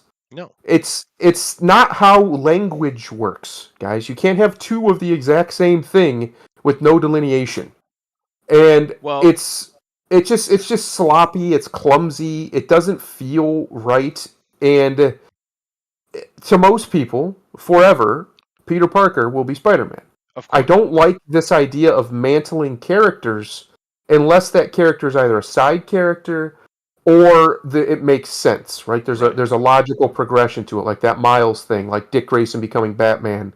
Stuff like that makes sense because there's history there. There's a story there logically where it makes sense. The Miles stuff never really made sense to me, and it's always come off as basically like a publicity stunt. Like, hey, we got Black Spider-Man now. Well, it is, but and the reason it's very, very simple to see. The morons running Marvel right now want to get rid of Peter and make it Miles. They want Black Spider-Man, Yeah. but the executives are saying, no, Peter's way too much money. right? And Yes. that's the issue. And they're like, fine, we should leave it then. And no one's coming and slap them in the head and say, no, change it. That's why, and it won't change.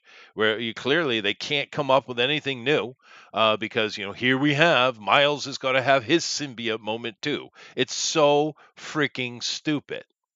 Yep. Really is. But for Really some is. reason, whenever you have this argument about this, is you're just a hater. You don't want to see a black character get shot. First of all, how is it? How is a black character who's based off a white character, very basically mimicking every footstep that white character has ever had? How is that fucking shine? I would love these black bootlicking motherfuckers on Twitter to answer that bullshit. How the fuck is doing That's the exactly what has thing. been seen before and seen done better? That's what How I'm in that saying. how It's doing a disservice to the character. Yep. Like he has no Miles doesn't need to exist. I'll go one step further. He is one of the few characters I can say he does not need to exist at all. Because there's nothing that he has done, considering the sheer amount of Spider characters in the Marvel universe that had already come before him. There is no reason for him to exist at all. Because everything that you've possibly done with a Spider character has done. Oh, what? Having a nigga graffiti and wear Jordans while he's web slinging? Oh, wow. Well, you're not going to get him Shakespeare level creativity you're there. not going to get it to where he doesn't exist anymore, especially after the Spider-Verse movie, right? So Well, not if just they're that. going to Well, have him around, they well, need to stop squandering his character and do something actually good with the character Yeah, I instead agree of with that. well, yeah. being Yeah. evil. Well, yeah, I agree that they've invested too much money into making him a thing now to um not because I mean, let's be honest, the whole Secret Wars things where they merged the universe was their back door to getting him into the main universe because most of the characters that came from alternate universes they didn't come over, but he did. Yeah, because They it's the made sure whole that he agenda did. thing. That's true. But I do have So a question for the urbane community, if you could help me out, Grimlock. Oh, I'm kind of wondering how you feel, because if you look at Spider-Man comics and Peter Parker and stuff, Peter Parker, he's drawn normal, anatomically correct. He's got a bit of a bulge, but Miles Morales never does. Is he literally a dickless black man? I don't know. I never had the interest enough to look at him because I find I just find everything about Miles to be insulting. The only character I think that right now ruffles my feathers more than him might be Token America, the ashes of what was Sam Wilson. Yeah. Um, Yeah, a because good character at one time. yeah, because it's something that didn't need to happen, and all the arguments about having this representation shit. Okay, you have all these black characters that you've basically said meant meaningless because, as Eric July has pointed out, you guys have made it so you see only legitimacy in getting a hand me down from a white character. Yeah, that is insulting, dude. That is insulting because I grew up as a kid in the '80s and the '90s, and we got original characters, Yes. Well, we all know and they were cool. the liberal progressive SJW pink hairs, including Adrian, are the real racists. Including Adrian. Well, again, a lot of these would benefit from a slap, a real good slap. Like The last I, thing. look, we could solve a lot of the gender issues in this country if Ike Turner was still alive and we could just let Ike go around and do his thing. The bitch slap. Yeah. Yeah. Deal with that shit. That's Yeah. true. Get him, Mike. Yes, we give him a Congressional Medal of Honor Oh shit. for slapping these white You women wanna and putting talk them back about in World the. War III? Yes, For fuck's sake. yes, I would if I was president, I would bring Ike Turner back to life so he could slap the hell out of these white women who so desperately need one, and I would give him a medal for it. Yeah. Do you carry any embarrassment, speaking to the non-urbanes, that it is really the white ladies and femboys that are really the problem? Is there any kind of embarrassment Well, racially for us? You're the Urbane. This is not for you. Malcolm X had a wonderful phrase when they asked him about the assassination of JFK, and that phrase was, "The chickens have come home to roost." Okay, so the Russian half And of you is speaking now. Is that what's happening? no, well, white feminists have you can tie about 70% of the problems we have in America societally to white feminists. But the chickens have come home to roost for them because look at the whole Leah Thomas thing. Yeah. And now because of them, because white feminists push this, these white progressives push this. A lot of this shit comes from women. Oh yeah. Now they are so afraid. They have trained so many people to be afraid of being called a bigot or being called a racist or any istophobe, whatever the istophobe of the day is. Sure. Now you can't sit there and say obviously what is obvious. You guys, they cannot go outside and get two of these people to agree whether it's partly cloudy or partly sunny outside. No, I agree, and I have no trouble They- with being they called gotta- something. You got a big ass dude built like Herman fucking Monster out there lapping women in these goddamn swimming pools, Lapping. nobody Yes.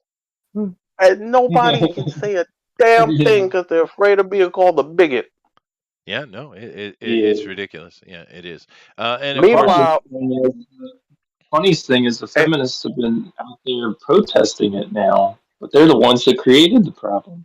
yeah, your predecessors called this. Like I said, the chickens have come home to roost. I blame Amelia Earhart. It's all her fault. All the women who are upset, blame your mama, blame your aunties, blame your grandmother, blame your older sister. Dude, All of them played that role. that's true. Brett, there are a lot of virginal Japanese ladies. Lots of them. Chinese ones too.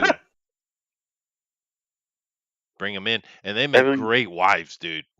They're actual wives, real ones.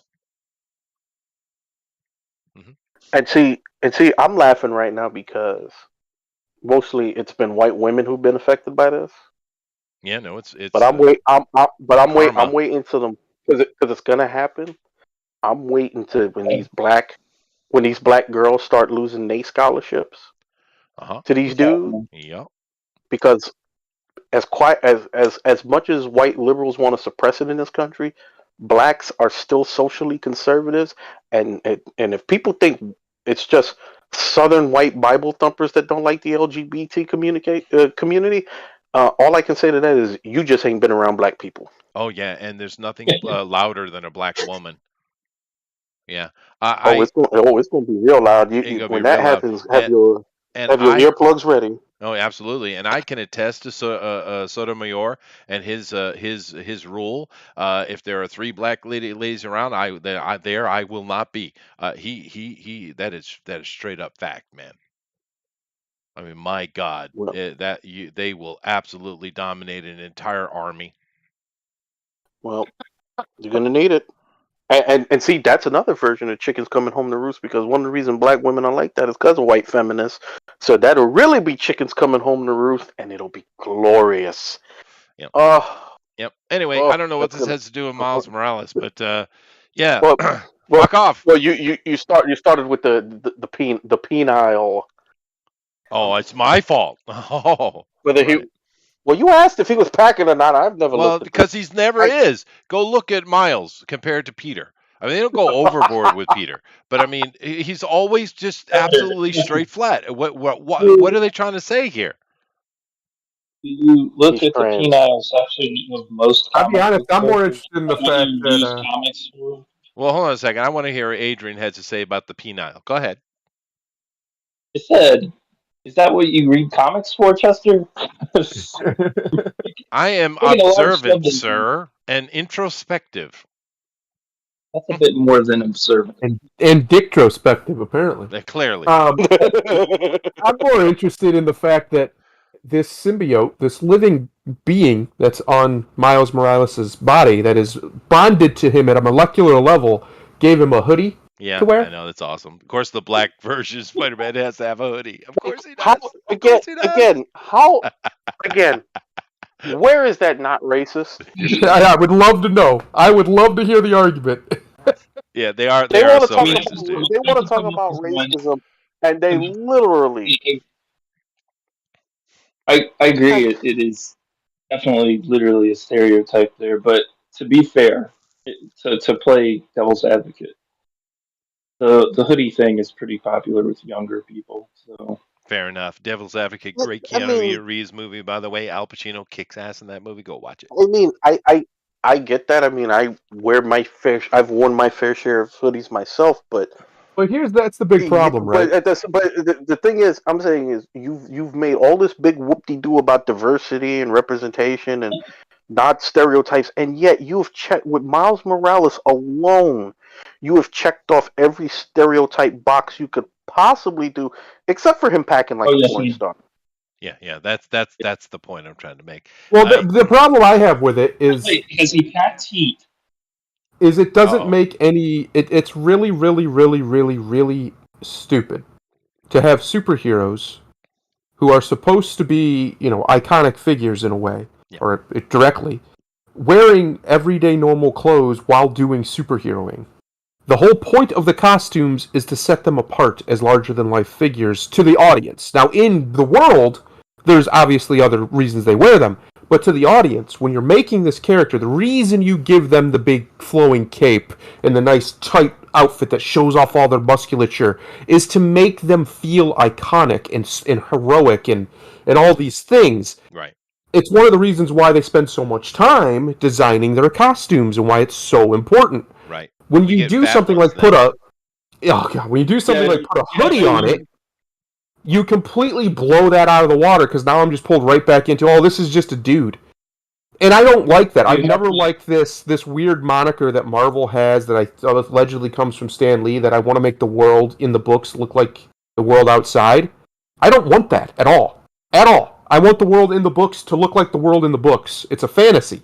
I want to be pulled into this fantasy. I don't want to watch some kid who's like 15 years old swing around on webs in a hoodie. I think Lee was talking about the background. I know what Lee was talking about, but that's the way they've interpreted it in modern times. And well, in modern times, they're idiots. So you have to remember that this costume changing thing came from people not liking the superhero costume, trying to make comics more realistic Yeah. The because of British movies invasion. Yeah. and because it was the British invasion. That is correct. So what you're Yeah. telling me is absolutely nothing ever came out of Alan Moore that I should respect. Got it. Well, They, okay. Wait a they, minute. Well, I'm going they to were move away from anti-gay. Dickless here. On to the next one. Well, Someone has a comment. Sorry, you have some last lingering thoughts on this? yeah, I mean, to what benefit is this whole thing? Is like how many times are you going to recycle these stories? I mean, Yeah. so I mean, you just did a recycled version of Clone Saga, which wasn't even a popular story at the end when Peter did it. Now you're basically going to have him do his own version of the Venom Saga. Mhm. Yeah, and that's So what when's they're he doing. getting his white woman? Because he's done everything else. He just needs a white woman. That's true. Just give him white woman. Um, But to be fair, with that, we don't see anything in the independent world that has tons of new ideas or interesting twists. None of it. Nothing. There's not literally thousands of comic books that are doing new and different things going on outside of Marvel. That's not happening. So what are they going to do? Right. How could they That's, uh, possibly have ideas for new Yeah. stuff? I mean, So it's the ridiculous. I industry's don't completely know. flat. Ridiculous. Yeah. I don't know. Not try to retell history with token characters. Yeah. I No, I mean, just agree. throwing it out there. Rob Liefeld confirms DC Comics eviction from Burbank Warner Media office. That Umbrella guy reacts. Oh boy. Now, I haven't really covered this yet because I was waiting to see really how it was going to shape up. But it's shaped up now, so we have all the information. And here's the skinny. I don't need the umbrella guy. Certainly don't need no fucking Rob Liefeld. But what we do know is this: Warner Brothers, the company, has been cutting budgets. And they've had to fire people. They've been doing a lot of cuts for DC Comics for quite a while. We do know that they are clearly trying to sell off DC Comics.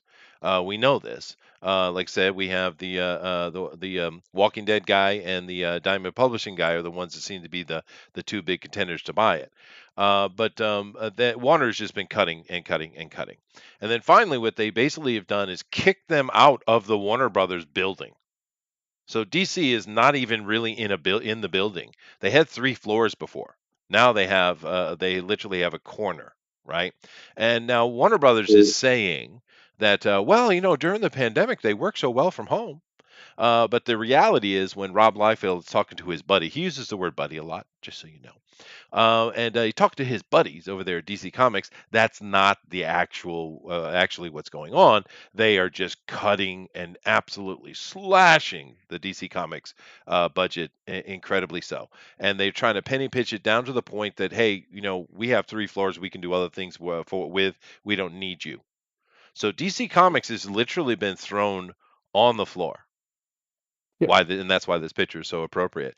That's real, dude. This is not bullshit. This is actually what's going on. Here's what I say to that. Good. They deserve it. Okay. You reap what you sow, and they've been sowing some bullshit for years. And that now you get it back. Have fun. But Sugar Daddy Have fun. Disney isn't doing the same, though.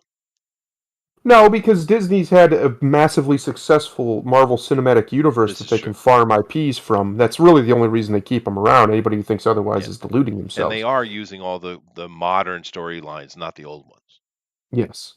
And now Warner Brothers could do the same thing, but we've seen what they do when they try to farm their IPs. They throw them all in one movie, and wow. Yeah. Wow. Wow. Yeah. So there's just a whole lot of incompetence in that whole area, whether it be from Warner Media or the DC people.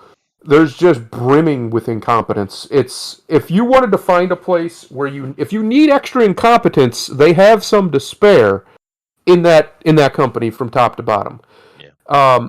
And this is just another sign of it. And like I said, I think they deserve the tribulations they're going through right now. They've earned it with the decisions they've made in the last few years.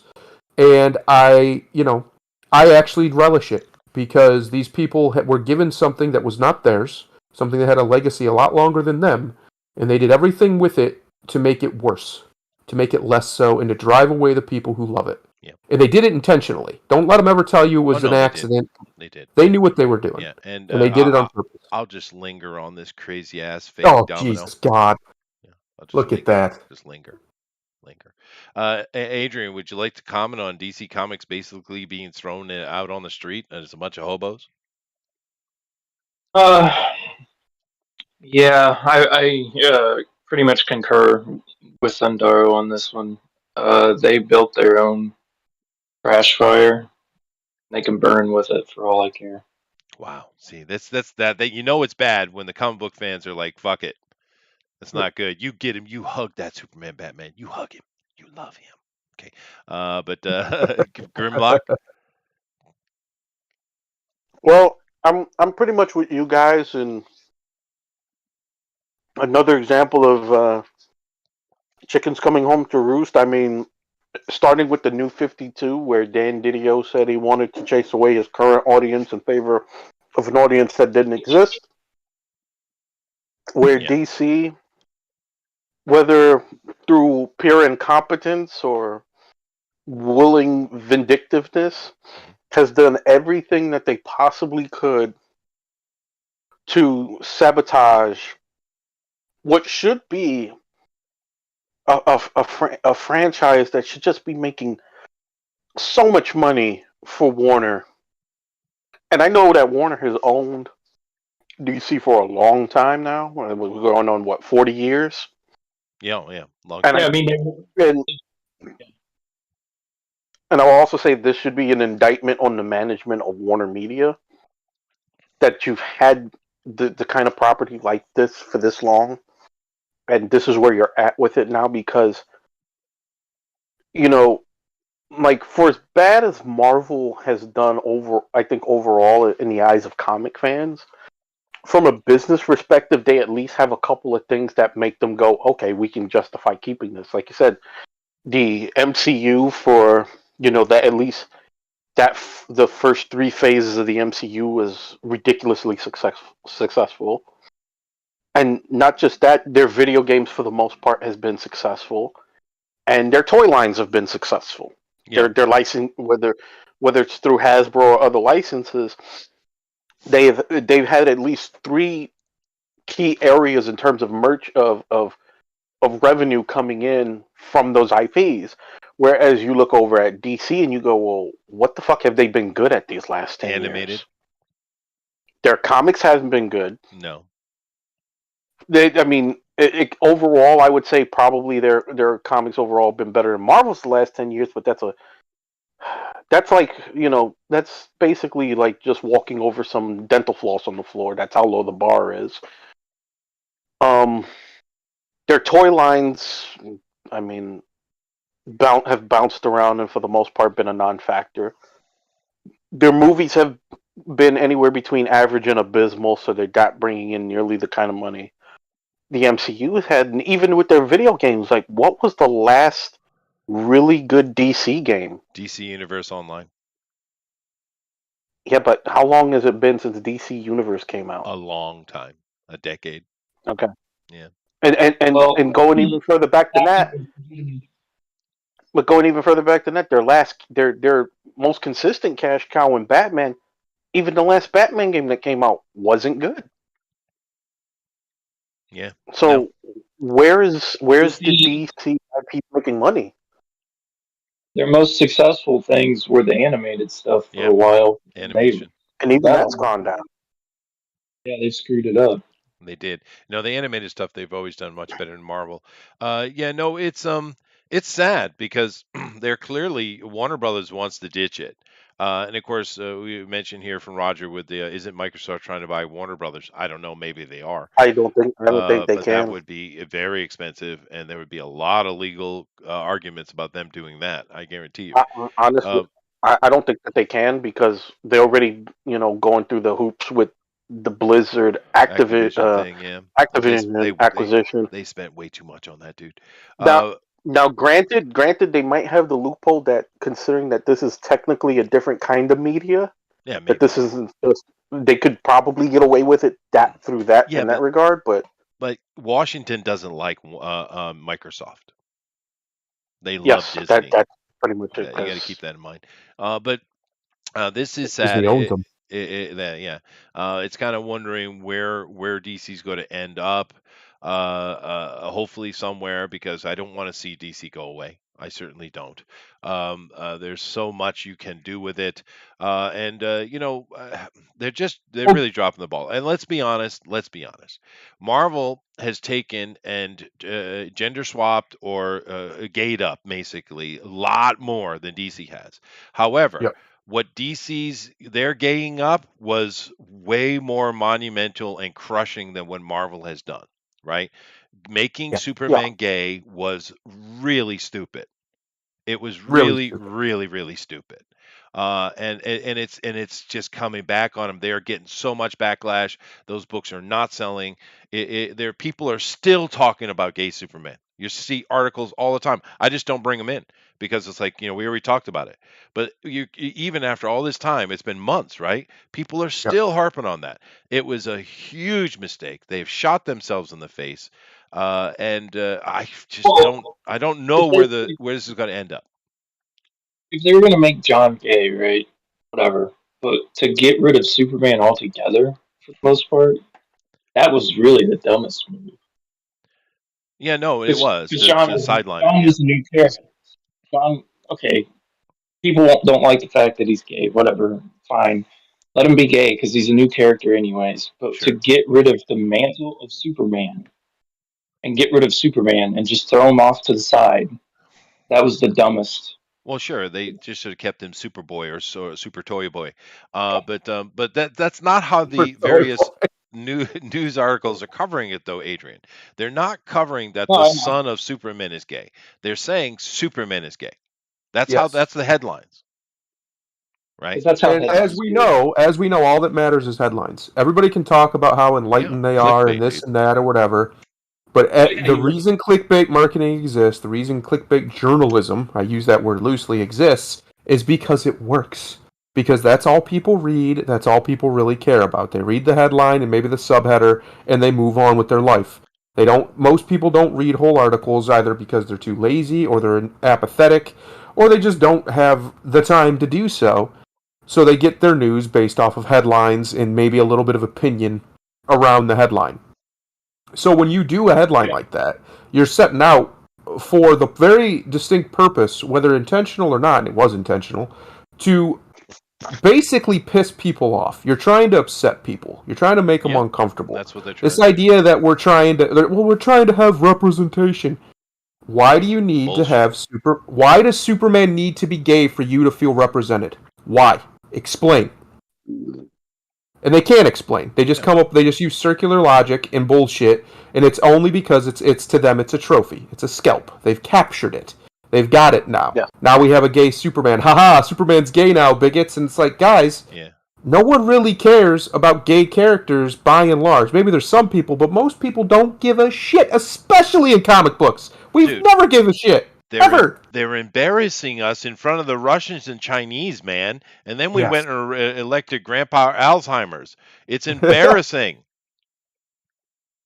But my point is there was no reason to do it. Even the reasons that they state are bullshit. Everybody knows they're bullshit. And the fact that they continue to preen and prod and prance around as if they're doing some great virtuous thing because they made a gay Superman, fantastic. You made Tumblr fan fiction. Good job. Yep, it's not selling. No one will remember it except for on random wiki sites in 15 years. And Clark Kent will be right back where he belongs as Superman and straight chasing Lois's skirt. That's what's going to happen. We all know it, but we have to pretend like that's not what's going to happen because we might offend the alphabet people. Yeah, no, it's this is sad, dude. Oh, I agree. Honestly, I wouldn't be sad if DC went away at all. When they deserve to burn in the fire. Yeah. I don't say that with glee. I say that with somberness because I find it to be very sad. I find it to be sad that both of these companies are doing the things that when you have legacies, I don't even want to get into it.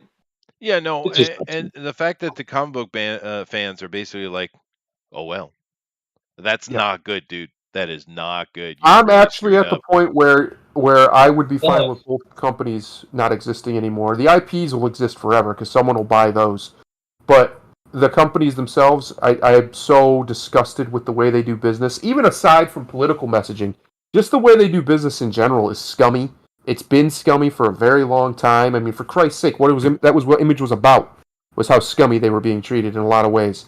And this is not a new phenomenon in these two companies for them to just be scumbags. From top to bottom, the executives are scumbags, and they have been for a very long time. They've done everything they can to screw over the customer in chase of the almighty dollar, like 95 variant covers, stuff like this, purposefully running storylines through 10 different series, so you have to chase them all to get the whole story. Like, that's anti-consumer bullshit, and it shouldn't be happening, and the only reason they got away with it for so long is because they were the king of the castle. Well, they're not the king of the castle anymore. There's this new Japanese contender who's kicking their ass all over the world, and it's because they don't do that bullshit. The stories are their own stories. You go buy a One Piece book, you're getting one piece of story. You don't gotta go buy 15 other different books to read the rest of One Piece. Right. That's not how they do it. You're saying I don't have to pick up 5 volumes of DBZ to get a One Piece story? No. No. But here's another important point when I made my sarcasm earlier about the not being any new ideas. The cool thing about the anime or manga actually is the fact that they do have new ideas. They are telling different stories, and because the Asians have a different perspective in the world, obviously, it comes at you from a different angle, right? So it's very interesting. You're like, well, that's different. right? And why can't we be competitive this way with DC? And some of it is beyond the whole identity politics. Some of it's getting into just, well, Superman has to be Superman, Batman's got to be Batman, and they can't adjust themselves. They've locked themselves in this corner. Right. But this is not good news, man. But it is what it is. Anyway, let's get into slap heard around the world. I'm ready. Are you ready? Everyone should be ready. Here we go. Because what I like everybody else, I want to know what the comic book elite think about the slap. That's what do I you do. now? Yes. Even more comic book creators react to Will Smith and Chris Rock. Okay, so I get even more. So this is even more. I didn't see the original one.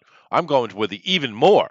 Okay, this is part 2. So let's get into this, and I'm going to kind of rotate it around. So I'm going to start with Grimlock and have him read a few, and then I'll have Adrian read a few, and then I'll have Thundera read a few. So Grimlock, go ahead and see, what does Valerio Shits think? What a name! A what? What kind of fucking name is that? It's shitty. It's a Valerio Shitty. Literally. Yeah. His name is Shitty. It's shitty. Yeah, I just help you out there with the vernacular. Oh, Go ahead. Jesus Go ahead. Christ. Go ahead. Everything was so weird and not cool. Great photo reference for slaps, though. Okay, a little bit more What energy. the fuck A little bit more what is that energy. supposed to? What? There can't be no energy to that. Like how? Like, dude, what do you even mean by that? Like, you just sitting there watching it on TV like everybody else. Yeah, so he's saying that he needs references to do all his art, and now he can reference the Will Smith slap on Chris Rock, and he's got to put it in a comic. That's what he's got to do. You see. I mean, I already suggested that Drawn and Quartered's next episode needs to be a take on the slap. But Sure, I'm fine with that. I'm down with the slap edition. Yeah. Go ahead and continue. Yeah, Grimlock. Here, a little more energy though. A little, like you want to be here. How am I going to explain this to my kids? We know you don't have kids. You got to tell us who it is. Tom Brennan. Okay. Tom Brennan. How am I going to explain this to my kids? We know he doesn't have any. You'll probably have to start telling them who Will Smith and Chris Rock are. We're old people. The kids don't care. Well, that's probably somewhat true. Okay, that entire statement is nonsensical, because if the kids don't care, why the fuck does the first part of this even exist? That's true. That is true.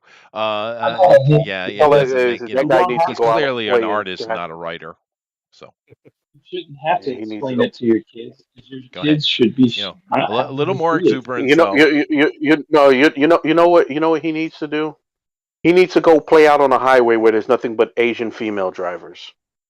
Yeah, fair. That's what he needs that's dangerous life right there. But I mean, next one, a little bit more. Let me give you. I'm gonna give you an example. I've already read this one. This one's clearly black. This guy is probably, but I'm gonna help you out by redoing the Tom one a little bit for you. How am I gonna explain this to my kids?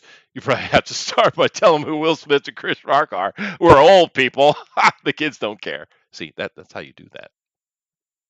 Wait, Tom Brennan's ever had that much energy when he speaks? Yeah. That's the fucking sloth. All right, go ahead. All right. I'm not sure if folks understand how bad we look after last night. What's even sadder is I don't think a lot of y'all even care. No, I don't. That's probably true, dude. But you get him because nail Suggs. Yeah, if you wanted to worry about how black people look, been looking kind of bad for a while. This is what got you worried. All the problems the black community got, but this is what has you worried. I understand the feeling. I'm about to throw it out again, nigga. Please, all the things. Fair. I thought the Boondocks already covered this once. Probably. Yes, that's probably true. That was a nigga moment. Yeah. Adrian, why don't you read a couple? All right. Let me look here. Jonathan Glapion. What a name. Plantation mentality. We my ASSL. What the fuck? No, we my ass. You know what he said. I can't see. Yeah, okay. Okay. Ooh, that's a bit of a sticky Plantation comment. mentality. Plantation mentality. First Yeah. of all, there was no slaves beating up on other slaves because the chains only allowed you to go so far. That's fair. That's bullshit. That's fair. Although you do realize that the vast majority of slaves during the majority of their entire life never had chains on them, but we won't cover that anyway. That But alone. plantation mentality. What does the plantation mentality? What does that mean? I don't know. It Sounds like some sounds racist. shit. Yeah. Yeah. Well, Go- if It you're sounds talking like about they're if he's talking about plantation mentality, you should stop voting Democrat. But I'm pretty sure they're going to do that.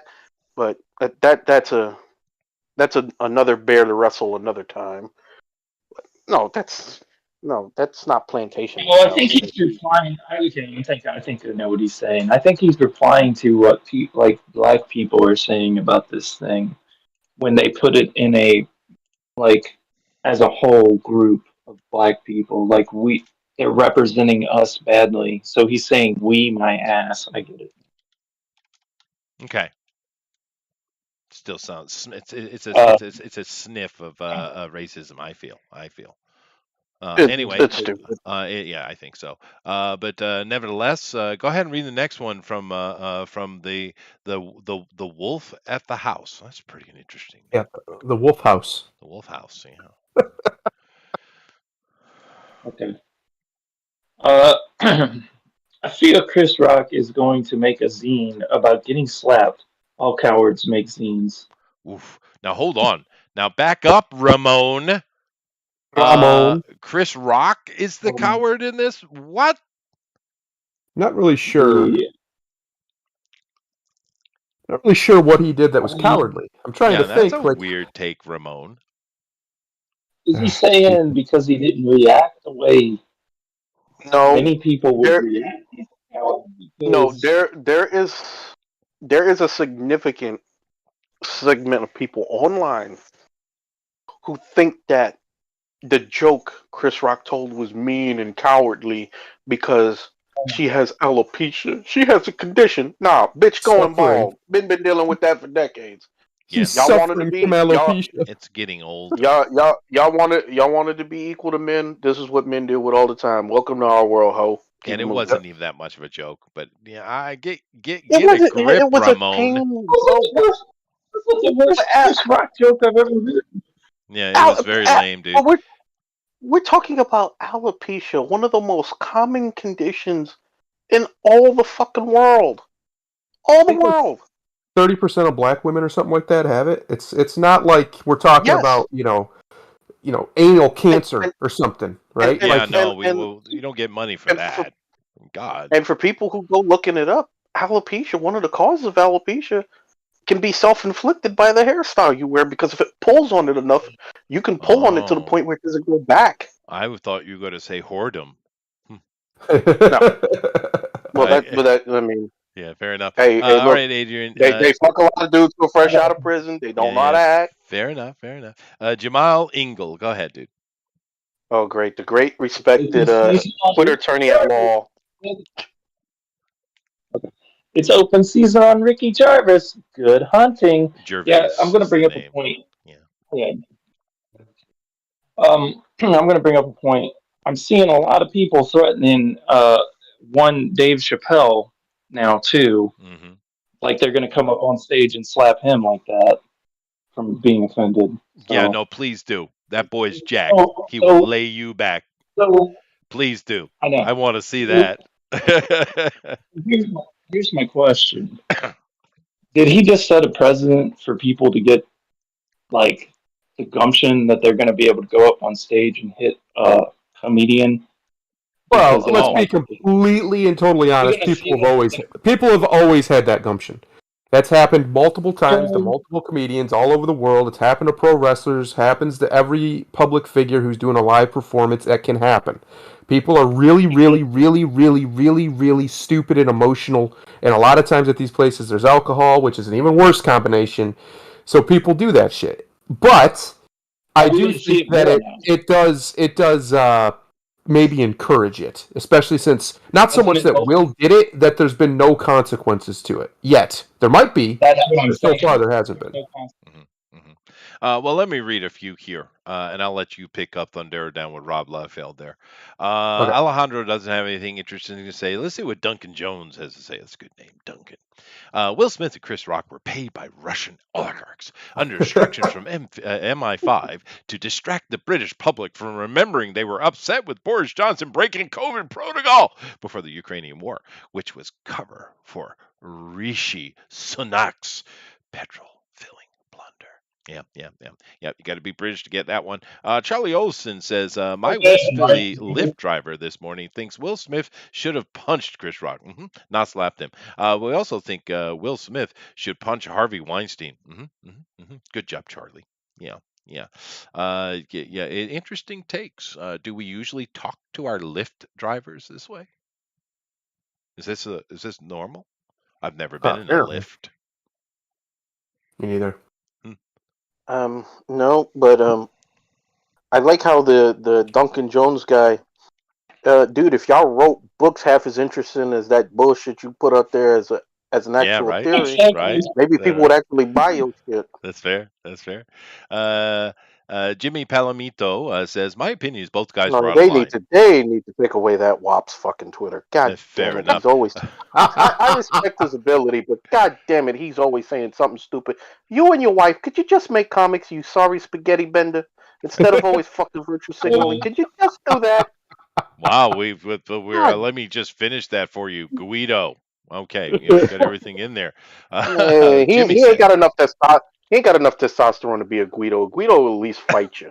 oh, Guido, they'll tell you fight you the metal- for no reason whatsoever. Yeah, and tell you I've how they been got the in metal plate in their head. many of fights with the Guido before. That's happened. My opinion is both guys were out of line. No, they weren't. It was a shitty joke at her expense. No, it wasn't. As well, nobody should resort to physical violence. True, especially on the world stage. At any time. This is called assault. No, Jimmy, it's called battery. You That's right. fucker. Everyone looked bad on this one. Everyone. No, Jimmy, you're just wrong a lot, Jimmy. Jimmy. You're just not, But you're not a Jimmy. correct No, there's man. a lot of people. There's a lot of people who really act like what Chris Rock said was so horrible. Like, no, bitch calling bald. Like, we can't make a bald joke about females now. Well, I mean, of course he could. That joke was nothing. It was a nothing joke. But It was nothing. But how- again, but I'm telling you, man, I've looked at it. Looked at it like that was a nothing joke, guys. it was a nothing joke. But here I have a question. Is the education level so bad that people don't Yes. understand the difference between assault and battery? Yes. Yes. Holy Chester, shit. I want you, before the next show, before Sunday, and I know you'll do the homework because you're you. Yeah. Take some time and look up, just look up the education statistics in America right now, and just check them out. You're a teacher. You own a school. You will be absolutely appalled beyond anything you've ever been on this show. I guarantee it. They are beyond abysmal. They're lower than the third world. I'm not making it up. Look them Well, up. I did see a video the other day where about a half a dozen people or more pointed to a map thinking Ukraine was Texas. Yeah. I don't That doubt was it. pretty bad. That was pretty bad. I don't know how. I mean, I These get people it. are allowed to reproduce unsupervised. That's the Right. scary part. So we need licenses. But I of course, I have geography in my head, but I don't expect everyone else to. Well, I don't. I really don't. But how do you not find Ukraine? That's one of the easy ones. Just find the Black Sea. And it's right above it. I mean, it's a really easy one to find. I understand if you don't necessarily understand where Tajikistan is or Bhutan. I get it, right? But Ukraine, that's weird. Well, Anyway. I mean, even if you don't know exactly where Ukraine is, you should know the vicinity of it, not freaking Texas. Yeah, no, there are some dumb people in the West, dude. That's for sure. Charlie McFarland. Okay, Charlie. This Will Smith thing really shows how dumb American television is. Show the slap, censor the language, then everybody just goes to the internet to see what actually happened via other countries. That's true. You're right, Charlie. The one intelligent comment in the whole goddamn bunch. Right. Especially one. since the show's on like at least a 10-second delay for specifically this reason, Exactly. Yeah. and they didn't utilize it. Why? Well, because you need the slap, and probably because it was told to be there. They just didn't expect old Will to, pop off. And of course, Chris said shit. Yeah. So, but Liam McGuire, Liam, change your name. No, there is no such thing as a cool Liam. All Liams suck ass. Sorry for you, brother. Even Liam Neeson? What about Liam Neeson? He gets the Neeson pass. That's true. That's he does got a fair. cool last That's name. fair. Neeson's a Yeah, good and name. he has special set of skills, dude. But anyway, finally catching up with Oscar nonsense, Chris Rock's joke crossed the line. Being a Another one. I Liam. have no idea. But the Smith acting like a complete man-child was a stark overreaction. You can't just hit someone. Well, yeah, but I do believe you all folks call for the punch in the Nazi. Yeah, I'm pretty sure. Yeah. T. Franklin, really? Oh, God. T. Is your middle name Bag? Yes. Just curious. Should be, but It might as well be at this point. Right. Anyway, T says, if you follow me and have issue disappointed in me for saying Chris got what he deserved, unfollow me. I got the voice right just instinctively. But what we gotta do is tell black disabled women how they should feel. Now hold on a second. She going bald and now she's disabled? What? Disabled. T. Franklin is the no talent black writer who only gets jobs because she's black and disabled and a lesbian. Oh, who got roasted? Who tried to pick a fight with Eric July and promptly got roasted. Yeah, but And then how is her going bald disability? Guys, she's not even going bald. She's got one little tiny bald spot in the back middle of her head. No one would even know it was there if she didn't point it out. Yeah, but still, how is it a disability? Chester, I'm telling you, if you go on Twitter, if you want to lose your faith in humanity, go on social media over the next couple of days and look at how many people have actually called this a condition, as Holy though shit, dude. she has fucking, she has fucking cervical cancer. That's how they're Holy acting. shit, Like if dude. he made like a fucking joke like she had cancer. Why don't she just do like the rest of the hood rats and throw a weave up there? That's what I said. Where's the wigs at? Yeah, weird out, man. Considering most of her career, she's done just that. Yeah, I mean, it's Dude, they got money. They can fix this problem. If you got money, you can fix the problem. Yeah, that's the But weird again- thing. Why can't she just get but it- plugs?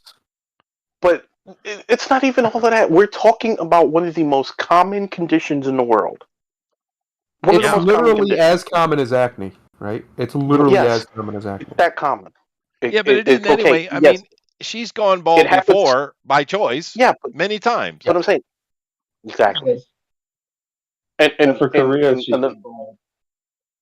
And black ladies can Shit, do we- it. They can get away with it unless you're Sinead O'Connor, and we shan't talk about that. well, My God. Jada's not good enough looking to pull off the look, in my opinion. But She's I not mean- the prettiest lady. But anyway, but I'm just saying, is that the amount of people that have acted as though this chick was dying from cervical cancer, where no, bitch, just going bald. That's not a condition. That's not a The condition. YouTuber. Fuck, dude. If you're Italian, when you reach puberty, you start going fucking bald. So what the fuck? If this is a medical condition, if they're gonna holler that, then every Italian over the age of 14 should be collecting a check because their hair falls off their head and goes slowly towards their ass. I hate to correct you, Grimlock, but the term is spaghetti bender. Well, there's a bunch of them. You got Spaghetti Bender, you got WAP, you got Guido. Yeah. Listen, I don't know Just who trying to bends help the you out. spaghetti. I don't know who Yeah. bends the spaghetti, but I love that motherfucker because I love True. spaghetti. It's actually called extruding the pasta. Just so you I know. don't care what it's called. It tastes delicious. It does. Devilish Borden says, making fun of baldness is ableism? Someone Yes. inform Asmongold's viewers. He's called Baldy for 15 hours every day. Wow. Literally. Fair enough. Exactly. Men get roasted for this. Not even on an hourly basis, on a minute by minute basis. Right now, there's somebody making a bald joke in a bar right now. Yeah, Bro, yeah. we've roasted Booster on this show repeatedly for losing his hair. Well, yeah, though, but his is a little bit different. He basically lost his genitalia hair, and that was weird. It's just So not standard. you're saying he's got baby's nuts? This Yeah, no, guy. he's definitely the crab infested at a constant rate. Ooh. I don't know why that is, but nevertheless, this this person is projecting like mad. This person's a retard. Let's Yes, call them what they are. That is a yes. retarded take from a retarded person saying retarded things. I really wish no one would pay you to write unless it was satire and parody. Otherwise, just shut up. And to accidentally get it Yeah, right. this Gotcha. Just shut yeah, up. but that's the woman if you forgot who turned Vixen into a lesbian so she could so Why? Vixen could fuck her self-insert character. Yeah, that's so stupid. Vixen's a cool character. It's another one, that they're not using. I don't know why. It's a cool character. Mm-hmm. I've been saying that for a Because while. I would love to see a Vixen movie. she's got a scissor. She's got a scissor her black amputee lesbian friend. Oh, That's Jesus, why. dude. Yeah. Anyway, Rob Liefeld says, Thundero. Will/Chris. Let me try that again without a mouthful of spit. Will/Chris is nuts, not a tragedy. Yep. Well, Rob's got Thank a little you. wisdom there. Thank you, Rob. We managed to Only get you two draw intelligent comments in this. Yeah. Sweet. Short and sweet. I'd just like to say I'm looking at these names and I literally know 3 people. That is an indictment on the comic book industry of itself because I don't know who these people are. Well, I'm surprised because this is the second list. There was another list before, I guess. So this is the second list of comics. Maybe the bigger names were in the first one, but I'm just surprised how many of them got on Twitter so quickly. I mean, shit. I have made a single tweet in my life, and the last one I made, the first one I made, and the only one I made was on Art Tiber show, and that must have been many months ago. So I don't know. They're on it though. All these people tweet, they twat constantly. Anyway, you see anything else here you want to pick out and read there, Thundero? Not really, no. It's pretty much just basic bitch takes. Oh, it's not a big deal. It's not a, that kind of shit. Let's see what else we got.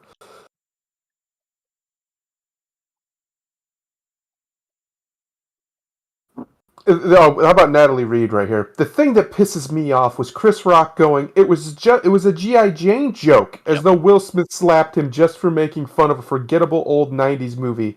The fuck it was a G.I. Jane joke. It was an alopecia joke. At least own what you were doing, Chris. Okay? Who gives a fuck? Yeah, okay, Natalie. So you can't make fun of women or anybody for going bald now. That's off the table too. You can't make fun of gay people, black people. You can't make fun of Mexicans. You can't make fun of Asians. You can't make fun of anybody who's ever had anything bad happen to them ever. Let's stop you. Let's stop you right here. People, or retarded people. All you can make fun of is white straight Christians. There you go. That's fair. That's the rule. Write that down. Here's another one with Kerry Smith talking about But ableist. wait! You can't make fun of them because they're bald too, so they have medical conditions. You can't make fun of them. And you just give give a them an disabled black woman. We need. You know what we need? We need Ninja. We need a lot of them. Yeah, it's really what we need. Yeah. But yeah, I don't know. We're not going to read all this shit. G. Willow Wilson, you have something to say, G. Willow? Really, G. Willow? I don't understand how people can watch the steady decline of social, political, and economic stability over the last X years and yet decide that one televised slap is the end of civilization. Well, okay. There was for real an attempted coup like a year a real ago. one. Serious one, yeah. They had weapons and everything. Furor to have died down when I woke up this morning, but instead I am seeing hot takes, the likes of which I haven't seen since episode 7. Okay, G. Willow, listen. Oh my God, those people are still on January 6th. Are you kidding me? Look at all this shit, though. Look at all these people who I don't know who the fuck they are. I will say this: G. Willow Wilson, just like when she wrote comics, did a whole lot of talking and said absolutely nothing. Well, probably. I do like the Will Smith Punisher insert, though. That is funny. I like that. I like that. That's funny. You got the slap instead of the hand instead of the skull. I like it. I think it's funny. Anyway, yeah, no one still cares. We still don't care what you think. We still don't. Okay. Anyway, let's move on here. Now I thought this was a pretty interesting article. Go ahead. Netflix adapting Irredeemable and Incorruptible. Okay, now if you guys don't know this, Boom Studios, it's Mark Waid. I do apologize, and I know we are supposed to hate Mark Waid. I've written it down 10 times I in do. very bold, multiple pencil marks. However, let's be fair. Mark can write some shit. He can, and I haven't read Over, Incorruptible, but I have read overrated, no Irredeemable. Now hold on testosterone a having second. cracker. Hold on a second. We could save the I Mark can't Wade stand hate it. first. Give me a half second. I have read Irredeemable, and it's pretty interesting. It's basically Superman loses his shit and is just sick of it, and he becomes this ultra villain and just Ugh. kills everybody and just takes over the planet type of thing. We've seen DC do it before. Several times, right? But it is interesting because it's mainly told from the group of a la Avengers, X Men, New Mutant group of people that are trying to survive. It's from their point of view much more than it is his. I actually enjoyed it. It could be a cool story. It could be, and the fact that it's not Superman, it's Plutonian. Could be interesting take. Now we know they're going to screw it up because Netflix is all they can do is screw up. But it could be a cool idea. Now the opposite here with Incorruptible, you have this kind of villainous Batman type of character that does the opposite. He's a villain, and when this happens, where the Plutonian just goes crazy, he over time becomes heroic, right? So I haven't read that one though. But I think the idea of Irredeemable, if done correctly, could be fun. Ugh. Chester, do you really need me to go on my Um, dissertation about how fucking sick and tired I am seeing this ridiculous Superman goes bad trope? Yeah, no, I agree. I agree. But it's not Superman. At least we're not putting the moniker on it. But the reason I liked it, because I agree, I agree with you 100%. But the reason I Mhm. liked it is because this is not from the Plutonian's point of view. Matter of fact, he's kind of just a side thing that's happening around you. It's from the group of heroes who are basically been kowtowed and timid, desperate to survive, dude, because you can't fight Superman. You ain't happening, right? So they're just trying to find a way to hide, because it's from their point of view, the whole Yeah. story, and that's actually, interesting. I actually liked Irredeemable back in the day. If I recall, like you're correct, they're very like intimidated by this guy because I mean he pretty much is wiping the map with these people. Yeah, he's just killing all the But superheroes. Yeah. it's not the time for it. It's not. Maybe years ago it might have been good, but it ain't gonna be good today. No, unfortunately. It's gonna be Trump with superpowers, and we've got to defeat him. Yeah, well, that's true, but it shouldn't be that because that's not what the comic was. It had nothing to do with beating the Plutonian. That's an impossible task. It's survival. And I I'm just really looking at like the the take. director. I'm looking at the director and the writer, and I already know where this is gonna go. Fair enough. Anything on this, Grimlock? Um, fuck Mark Wade. I can't stand that fat neck, low testosterone having cracker. Um, Okay. I never read the story because it's Mark Wade, so I don't have but so much opinion on it. If I was a fan of this series, knowing that it's in the hands of Netflix, considering their history, I'd be very worried about it if I was them. Yeah. Yeah. So would I. Because Get one season, and get canceled. Yeah. And that's too bad with Jupiter's Legacy. It wasn't that bad. Yeah. Yeah. Jupiter's It was. Legacy was decent. I It mean, was. It just didn't have great production value. But Too many white the people. acting and everything was really good. Yeah. Too many white people. Story was I'm well not done. even, I'm not even talking about Jupiter's Legacy. I'm talking about everything that they produce. No, It's you're usually right. one yeah. season and then it gets canceled. It's true. That is true. Like for instance, I was looking for something to watch while I was doing some paperwork, right? And so I kind of had the season running in the background. But the Krakow Monsters, which is a Polish TV show. I do like to watch international stuff, probably more than the average American, I would imagine. But it's because of who I am and I'm outside the country and such. I But like I it. I like I it. do kind of like the Polish stuff and the East European stuff because everything is kind of wet and sticky and Oh, unwashed. It's different, right? And this series, as an Of example, was course, you basically don't have to go to Poland for that. Well, yeah, true. But basically, the series is kind of imagine that you took Supernatural and X Files, and it's kind of like that with this college team trying to deal with a problem. Unfortunately, if they had done it as an anthology, it would have been better than just this overarching nine, I think 8 or 9 episode story. But nevertheless, um, the premise was pretty cool. CG was mostly okay. They didn't use a lot of it, which is fine. You don't have to, right? But the real problem, the thing that just kind of killed it was, and we see this a lot, and I'm saying this because this is a Netflix thing, and this was purchased. I don't think this was purchased by Netflix. I think this is one of the ones where they funded it, right? Um, there's literally zero likable characters, none, and we see this all the That's a time these problem. days. Well, I mean, Adrian, you have to have at least one person to root for, right? Yeah, yeah, definitely for sure. But they I, don't. I mean, There's I nobody. don't like a character on a show. I say that again. I couldn't hear you I well. was I said if I don't like a character on the show, I'm not going to watch the show. The Hmm. show's over for me. That's right. And the really only reason I watched it simply is because I was working and I just kind of let it go in the background, right? But there's no likable characters. There's nobody in it that you're rooting for. They're all despicable, filthy, nasty things, right? And of course there has to be the gays. You got to have that, right? And I just don't understand. Make at least a handful of your characters, especially with a big ensemble like this.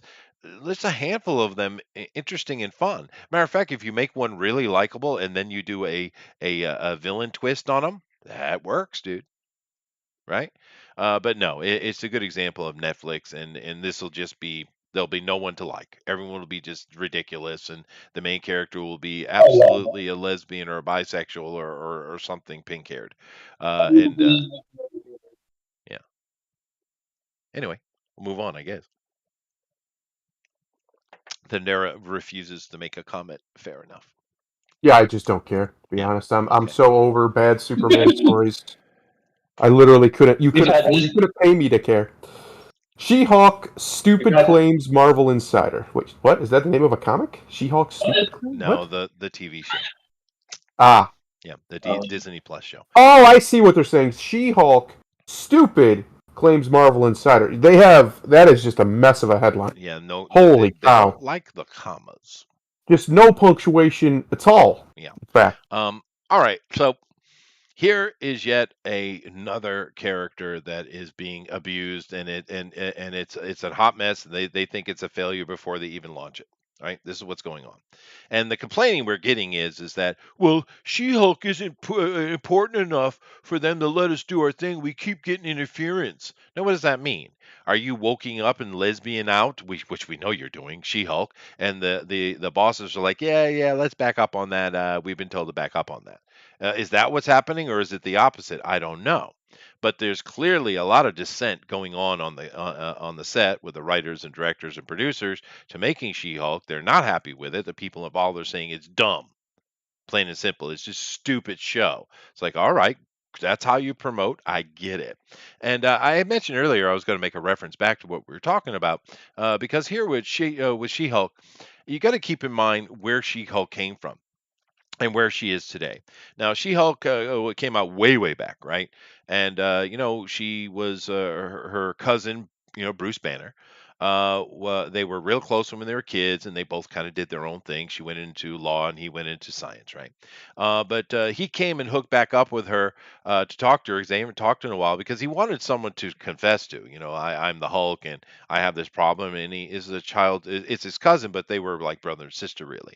So, he wanted to relate to someone. And of course, he was 100% right to do that because she got it and she was very supportive. But she was dealing, and this is interesting because she has an interesting connection to an arcing things that happened in Marvel later. In regards to, she was a lawyer, and she was going after at that time a kind of small time gangster by the name of Trask. Now we know he became much more important and big later, especially with Iron Man stuff. And we saw a little teeny man do him in the movie, yes, the Dink. The Yep, Dink. the Dink. But anyway, and they were trying to kill her, and she got wounded, and he had to give her a blood transfusion. And she became the Hulk, and et cetera, et cetera. Now, during the initial run of her, she had her trouble controlling, and she was basically dying from the blood disease. It was actually killing her. So we have another tie-in here because who cured her? Well, Morbius. Dr. Morbius cured her and got it to where she's not dying, and also she could control it. And then after that, she kind of stayed in the Hulk mode all the time. Why not? Right? And this is where we get the Green Hulk in the courtroom from, is during that run.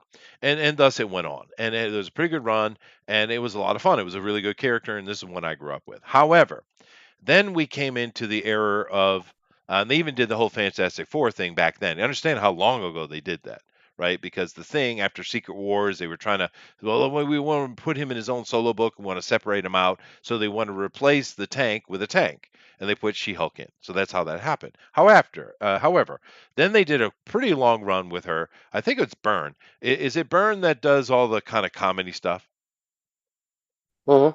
Yeah, I think it's Byrne. Yeah. So then they had a run with Byrne, and I absolutely fell out of love with She-Hulk because it just turned into a comedy, yuck, yuck, yuck, yuck, comic book. I was like, what the fuck is this shit? And they did that for a long time, right? Hmm. And then they kind of dropped her out, bounced her around. Then she came back when it became the MCU. But the past decade, 15 years, they've been kind of pushing that. Now I understand the past 4 or 5 years has been the worst of it, but they've been pushing this for quite a while. She was in A-Force and all the kind of stuff they did. So She-Hulk started out cool, and she had a great run, and then she became a joke, and then she became a feminist joke. So this is what they did with her. This is how they abused her. And the thing is, just like we were talking about with the Wasp, okay, you're going to tell her story. So which version of She-Hulk do you tell? Well, obviously, the best She-Hulk is the original She-Hulk, but that's not what we're getting. We're going to get the muscle-bound lesbian who likes to watch TV shows. Now, keep in mind, she has had some amazing love affairs in comic books, and they didn't slut her out anywhere near as much as they did some of the other ladies. Let's be honest about it, right? But she has some really good love I don't affairs, know. and now she's Fucking you know Juggernaut. that's what we're Forget. getting. You know that's what we're getting. So here we go. We have this thing where even the people making it think it's stupid, and they're gonna throw it in our face, and we're gonna get lesbian She-Hulk scissoring left and right. What the fuck, dude? Hold on. Hold on. Considering that it's coming out of Marvel, what would their definition of stupid be? Well, these are the people Yeah. that are making it are saying it's stupid. Yes, but I don't trust them for shit. And that's the question I That's posed at what the I'm saying. beginning. Where's the stress That, coming from? Yeah, that's true. that's what I'm saying. And congratulations on being the only person I think alive that actually hates the sensational She-Hulk run. Um, Oh, me? Yeah. Really? I was gonna You like say that the goofy same thing. shit? You like that goofy shit? John Burns She-Hulk. Yes, that was my Fuck introduction that. to She-Hulk. Fuck that. I get to Well, have no opinion because She-Hulk is a throwaway nothing character that doesn't matter. She was cool for half a minute, dude. She was. Listen, she's the Miles Morales of Hulk characters. All right. Well, now that's interesting you say. Why did She-Hulk get created? Now this is interesting. I think I should add so this DC because wouldn't get the rights to She-Hulk name. right. Well, yeah, but I mean, it's a little more in depth, and it kind of ties in a little bit with Thunder said, and I wonder if That's he the said it number one accidentally. reason, though. Because at the time she was made in 1980, I think. But at Yep. the time, you got to keep in mind there was a TV show on that was absolutely crush hit called The That's right. Incredible Hulk, right, with David Banner, Yeah. not Bruce Banner. And old Stan Lee got wind that the people over in The Incredible Hulk were going to do like because the same people that did the Bionic Man and then had the Bionic Woman, the $6 million Man and the Bionic Woman spin-off. They were going to do the same thing. They're going to create a female Hulk and spin it off. And Stan was like, oh, fuck you. So he went and he made it. Unfortunately, by making the She-Hulk, they were like, oh, okay, we're not doing that. So we didn't get an actual She-Hulk TV show back then, even though it was already planned and in the work, right? So Mhm. he created Yeah, it you're right. specifically to keep the rights, right? So yes, you're right. In a way, it is a Miles Morales type of character, but there wasn't a lot of feminism behind it, though. It was completely corporate greed. Well, so is Miles Morales, bro. Come on. you know what I mean? No. I'll say the key difference between her and Miles is She-Hulk wasn't created with under the pretense of eventually replacing Bruce. No, never. Miles, on the other hand, was. And And I think that's a big distinction, and That's also true. that they never did the bullshit with her that they did with him, where she didn't copy Hulk. Well, in Savage She-Hulk, yeah, she kind of does. She pretty much did, but post Back in the Savage day, She-Hulk, she didn't. no, she didn't. they And you're right. past Savage She-Hulk, they actually Marvel writers went out of their way They did. to, in many ways, make her the opposite of Bruce, where everything that Miles has done is just copy and paste of Peter, but at the same time trying to guilt trip you into liking him, because if you don't like him, it's because you're a bigot. Right. They never did that. And nobody was saying that about Yeah, her. that's true. Because they weren't selling, and they were like, "How? What are we gonna do?" Like, well, it's too much like the Hulk. So why would you read this? Just read the Hulk. So that's why they brought in Doctor Morbius, and they basically made it where she usually stayed as the Hulk because she had a complete control of her mind. She could go back and forth. She could be a lawyer in court. She was very, very, very different character.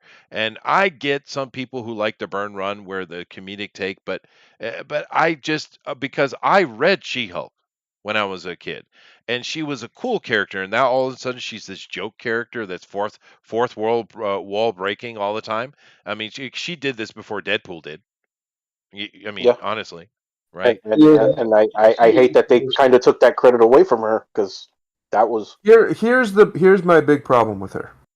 Is what's the main difference besides the fact that she has tits and ass between her and Bruce as far as aesthetic and powers? No rage, and she's a lawyer, and a lot of the times she's in the court helping other superheroes. Yeah, but that's not aesthetic. I said aesthetic and powers. Oh, aesthetics. Oh no, nothing. She's just a copy. DNA, yeah. And I hate that shit.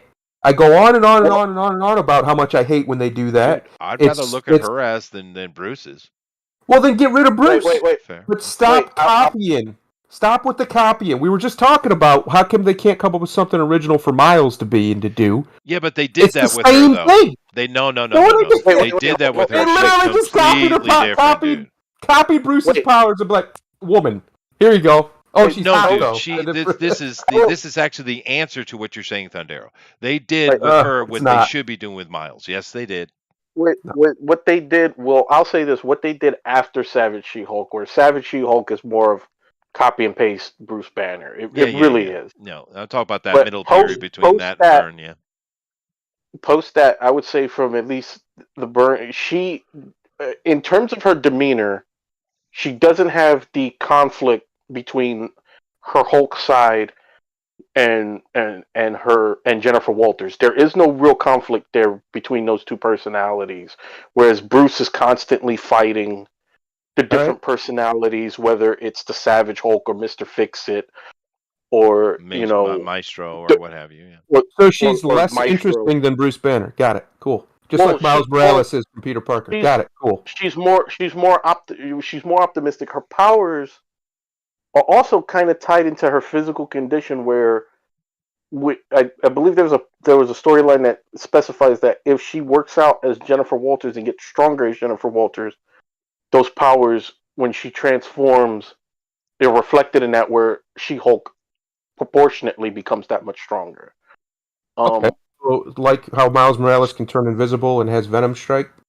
Yeah, I understand the comparison you're making, Thundero, but it doesn't work. It get really it. doesn't. It's the same exact problem. No, the only it is difference not. is the intention of why they did it. But the fact that they did it at all is the problem with comics. They can't originate.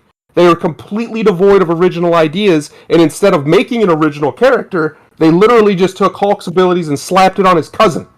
Well, come on. Fair enough. They did do that to keep the true. TV He's not wrong there. The reason she was created was there was no virtuous reason for why she was created. No, it wasn't political. I'm not saying it was. I don't think Miles was really created for a political reason. I think it was corporate greed, and they just masked it behind politics. But I don't like when they do this. I don't like it at all. One of the reasons I like Nightwing, for example, is because, still a martial artist and things, but he still is a very different character to Bruce. Right? He has a very different pretty much everything about him is different except for the fact that he doesn't have superpowers.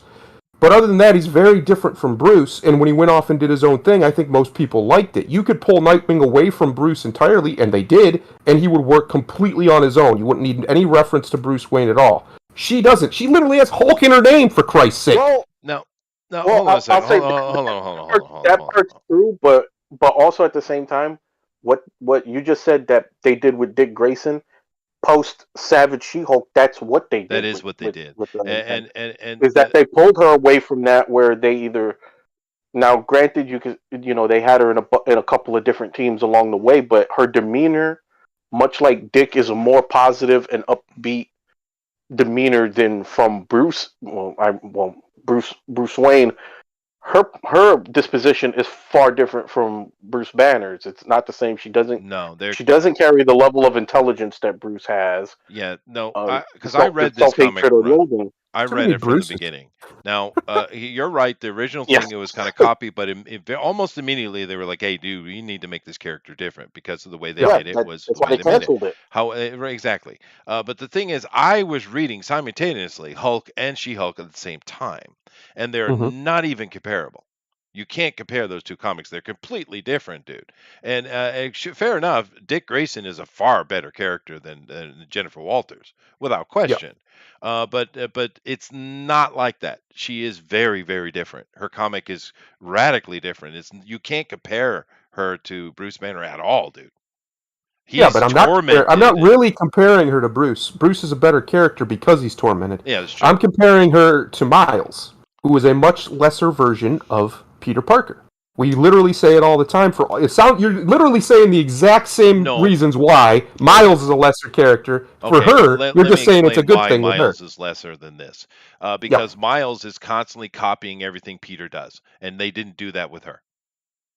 She had her own story. She had her own thing. She was her own thing. Miles is a carbon copy of Peter Parker, and they keep copying the storylines. We just talked about the symbiote one. Miles is not allowed to be his own thing. He's just the Black Spider-Man. That's it. She is her own thing. But she's not, though. She is, though. She really is. She might have like stories and things that are her own thing, and that's great. But look at her. She looks like a female Hulk. I mean, her name's She-Hulk. But you just didn't read the comic. If you read the comic, you would not have this opinion. I don't need to. What I'm telling you is comics are a visual medium.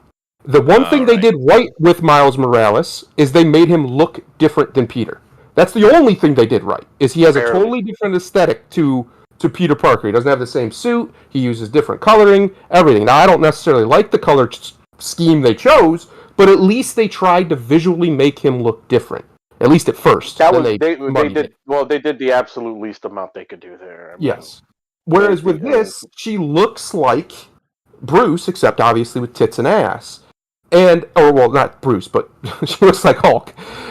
And I just don't like that. That, to me, is the whole problem with comic books, is they do this too much. Way too much. And then they expect us to clap like seals when they do it. That's fair. And there's a reason why manga has overtaken them unbelievably, and the reason why per capita European comics kick their ass when it comes to per capita sales, it's because they try new things. This isn't really trying a new thing. This is taking Hulk and you're trying kind of a new thing, but you're trying kind of a new thing with basically a foundational original style of this character. Yeah, and they did some changes. Day one, you're right, but by year 10, you're wrong. Yeah, but the problem Miles is not doing that. We're not seeing that progression. Once you do that, you've done it.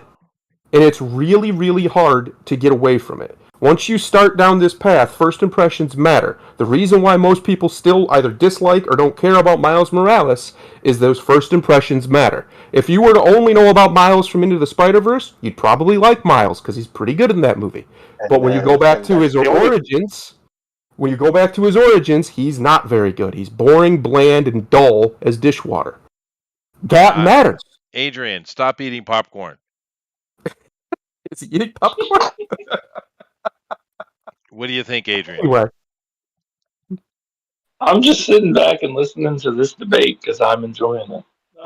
I think I see both sides. I probably, for the most part, see where Tundaro's coming from, and he's probably correct in the fact that it started out that way. But I would agree that by the storylines go, she changed as a character and didn't repeat the same stories as Hulk.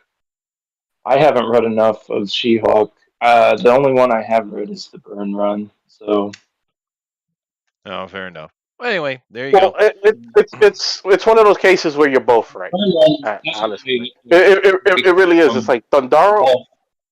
And Daro's always right. You know that. Well, you're right in that. Again, it was that the invention of She-Hulk. There was, like I said before, there was no virtuous reason to do it. They did it mostly for corporate greed. But like Chester said, the major difference between her and Miles Morales is how they handled her then compared to how Miles is handled now.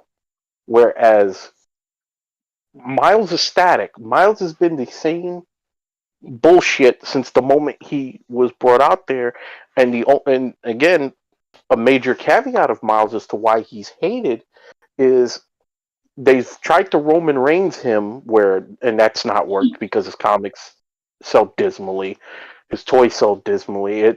He's only succeeded outside in mediums like the movies and to a lesser extent the video games is because you had other writers on him, you had other creative factors on him, but for the most part he's still the same static character, which is basically a copy of spider people who have come before him, in particular Peter, where their whole avenue is with Miles is like him or else you're a bigot, where at least, and I'll go back to back then, the Shooter era, where probably Shooter looked at that and said, well, that's just, and I'm pretty sure it came out of Jim's mouth, that that's just Hulk with titties.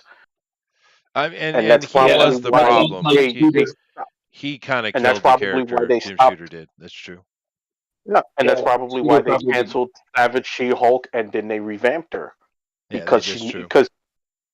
because I don't think that she would have I don't think she would have had the fan base that she currently does had she stayed just Savage She-Hulk. No, definitely. And Yeah, that didn't last long though. I Go ahead, Adrian. Yeah.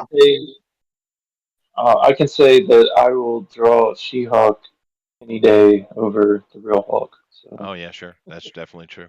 Yeah. Well, not the modern one though. You don't want the She-Hulk. You don't want that. Anyway, let's move on from it. It's an interesting conversation though. I do have one last story I thought was interesting, so let's cover that real quick. Marvel Comics releases Ghost Rider trailer. Ooh, Okay, I do love me some Ghost Rider. now this is talking about the comic book, of course,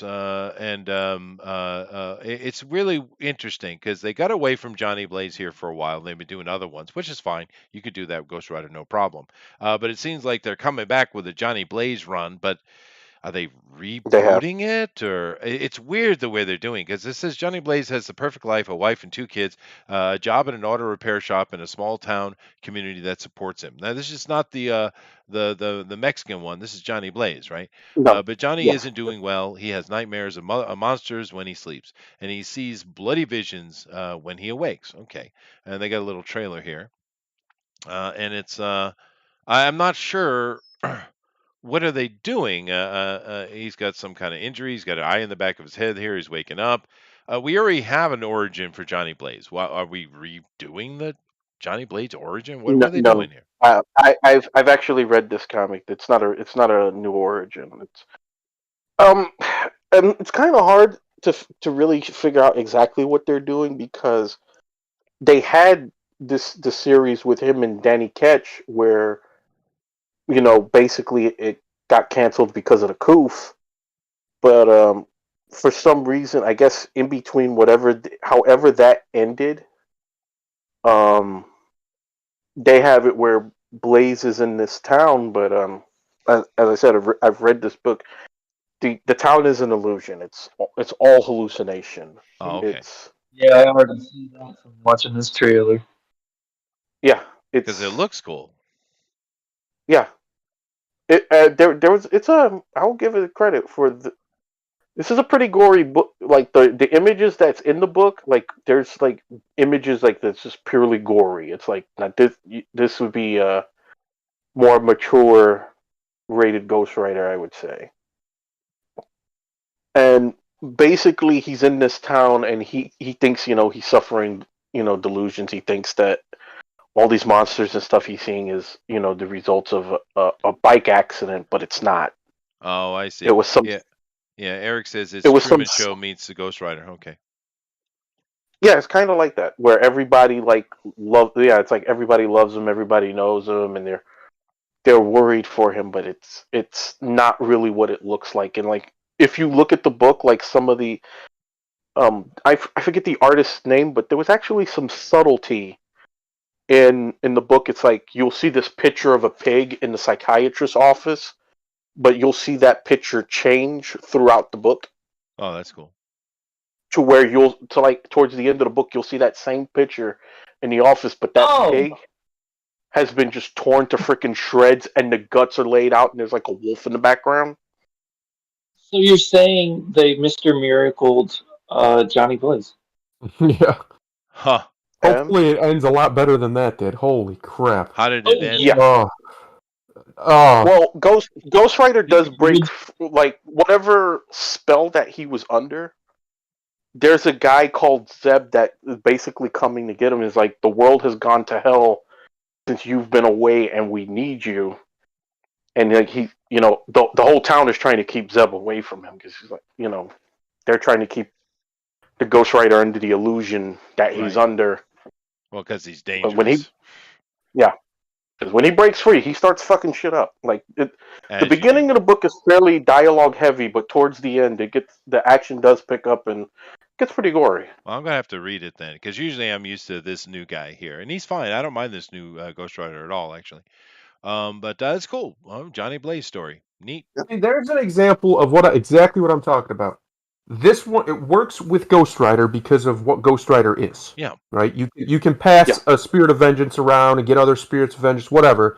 That works. It doesn't work with every character. And the fact that they literally have done it with every freaking character is the problem, I think. It's one of the main problems with American comic books. And you can even talk to like casual comic fans that are lapsed comic fans, and I think most of them would agree with me. They don't like that. It's unoriginal, it's bland, and it's uninspired. And I think that's one of the biggest problems in the industry right now. Now, this is actually, it seems like a pretty cool take and a pretty cool way to reintroduce Johnny. And I actually might even check this out. That actually looks really good. I love Ghost Rider. I love me some Ghost Rider. Yeah, I got to check it out. It sounds like a good book. But good. So it actually got enough. It actually got enough interest in me that I actually went out and got ordered the second issue. My biggest negatives about this book is I'm Marvel. Could you please fucking print on some damn paper where the goddamn paper don't wrinkle in your hand as you're reading the fucking book? Because for a $6 book, that shouldn't be happening. Yeah, that's not good, dude. That's not good. But all right, at least they're not. It doesn't look like they're molesting him, so that's good. No. Benjamin Percy is the writer, and Corey something. Who's the Corey Smith? Ghost Rider's the old saying, the rule of cool.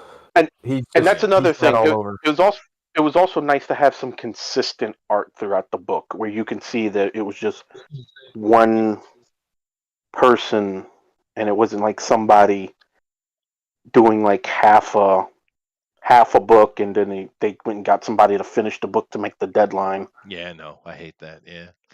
Well, okay, good news. So here's some suggested reading. Go check out Johnny Blaze Ghost Rider. However, like I said, I can't remember the name of the new Ghost Rider. But Robbie Reyes. Yeah, Reyes. There it is. Yeah, it's a good name actually. I don't mind him.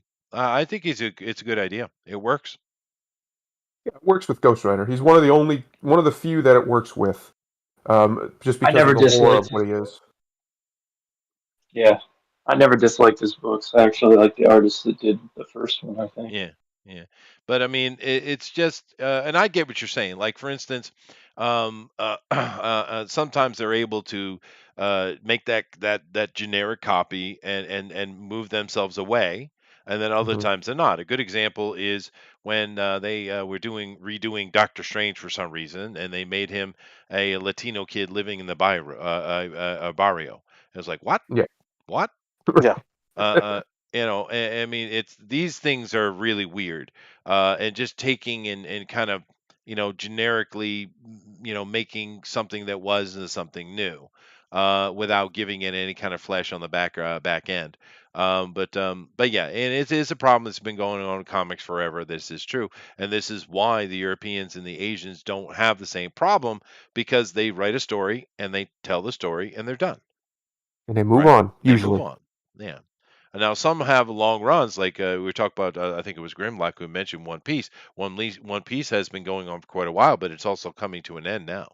But it's been going It's on what, getting there, 20 yeah. years, nearly. 25 years. Yeah, a long time. 97. Yeah. So That's one guy working on that this whole time, and I mean, his characters are goofy, some of them, but for crying out loud, the originality of the stuff he's come up with in that one manga that's for a long time was the top dog in manga. Oh yeah. For about 10 years there, it was the king. And this one guy came up with all of this, I'm assuming basically by himself, and he has put to shame these two huge companies with way longer traditions and far more to pull from. And it's disgusting. And that's what bugs me about it, right? Is that there's original ideas out there all over the place, or at least original enough, right? And this can be done. Don't give me this idea that the nonsense excuse they use is that original characters don't sell as well. Bullshit! They don't sell as well. Go look at Demon Slayer right now. Right. Go look at it. Yeah, they can't write is the problem. Yeah, Yes. another good example of a legacy. I'm sorry, Adrian, go ahead. I'll give you one better. Jujutsu Kaisen is like selling like mad. Oh yeah, that's a big one now. Either. Yeah, that's true. It's not that original. It's good, but it's. I mean, the ghost thing and the spirits thing has been done to death in the Japanese. Sure, that's true. That's true. Yeah. Yeah, but another good example was like Naruto. They had a good long run and ended, and then they come out with his son, Boruto, or I think it was Boruto or Baruto. I can't remember his name. But here you have a continuation where Naruto is an older man. He's kind of a boss type of guy now, but you can legacy stories and chain them like that too. And we've seen that done. Dick Grayson's a good example. But I think the real thing it gets in our craw is when they just kind of literally gender swap a character and that's all they do. Yeah. That they don't do anything. Like Chester, I just posted a couple of pictures in the chat, like so you could see like what they wanted Johnny to see and what he's actually seeing, because he even mentions it. Like, all right, let me check it. Take so, a look here. Yeah. Like you see this one picture and how it changes throughout the book. All right. Yeah. Yeah. Oh, I see. Yeah. Yeah, no, I got to check it out. It looks really interesting. Because when I saw that article, I was like, "Oh God, are they fucking with Johnny Blaze now?" That was my first thought. Well, anyway. They are, but it looks like they're doing it the right way. So. Yeah. Well, all right then. I got to wrap this up. I've gone longer than I should. God, we've gone so long recently. But that's all right. We're having fun conversations and we're talking about comic books, which is always fun. But thank you guys all for coming in. I do appreciate it. More slaps. I say more slapping. Yes, would be the answer. Slapping. More slapping. Yes, and I can't wait for the day that someone walks on stage and tries to bitch slap Dave Chappelle. I'm looking forward to it. Yeah. Or a Joe Rogan, or somebody who can handle themself. Yeah. Joe Rogan drop one of those kicks on you, you ain't getting up. You're done. See ya. Bye bye. You ain't getting up.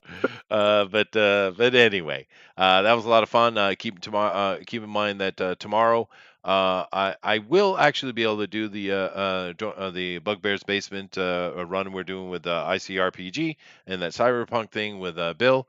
And I'll just have to be I have to be really tight on my time because I am getting dragged off to a resort for a day. Dragged off to spend with his lovely wife. Oh, what a horror! What a horrible fate. have some really nice barbecue dinner, and Yeah. I'll have some really good Glenfiddich whiskey with it, I'm sure, and some Oh, nice it's homebrew terrible. beer. It'll be Uh, awful. It'll be awful. Fate worse than death over Yeah. there. This guy. But so I will be able to do He's it. I just suffering wanted to like Jada Pinkett Smith is Yes, for I know. alopecia. You damn ableists. But we are, of course, going to have Drone Recorder Ultimate Edition. Sounds like, Adrian, we're going to be doing the Slap Edition. That should be fun. Slapping. I don't know. Yeah, the Slap Edition. I think it'd be One good. can. I will title it Drone Recorder Ultimate Edition Slap a Bitch. Okay, good. I like Everyone that. agrees. I like that. Cool. I like that. Adrian, you have anything to say to the folks? No, not really. All right. There you go, guys. That's all he's got. Lots That's of what love. he's got. Not really. Grimlock, would you like to chastise them for not being urbane? No, Okay, good. I would prefer. I would prefer they not. For that, don't do the urbane. Fair enough. All right. Well, thank you guys very much, and Thunder, take us out of here, man. Real simple, since we're tight on time. It's a real simple one little sentence. Every sunset leads to dawn. Ooh, that was very short and sweet. Namaste. Namaste, indeed. Is this gonna go? Okay, it is gonna go. Sweet. All right, guys. Later.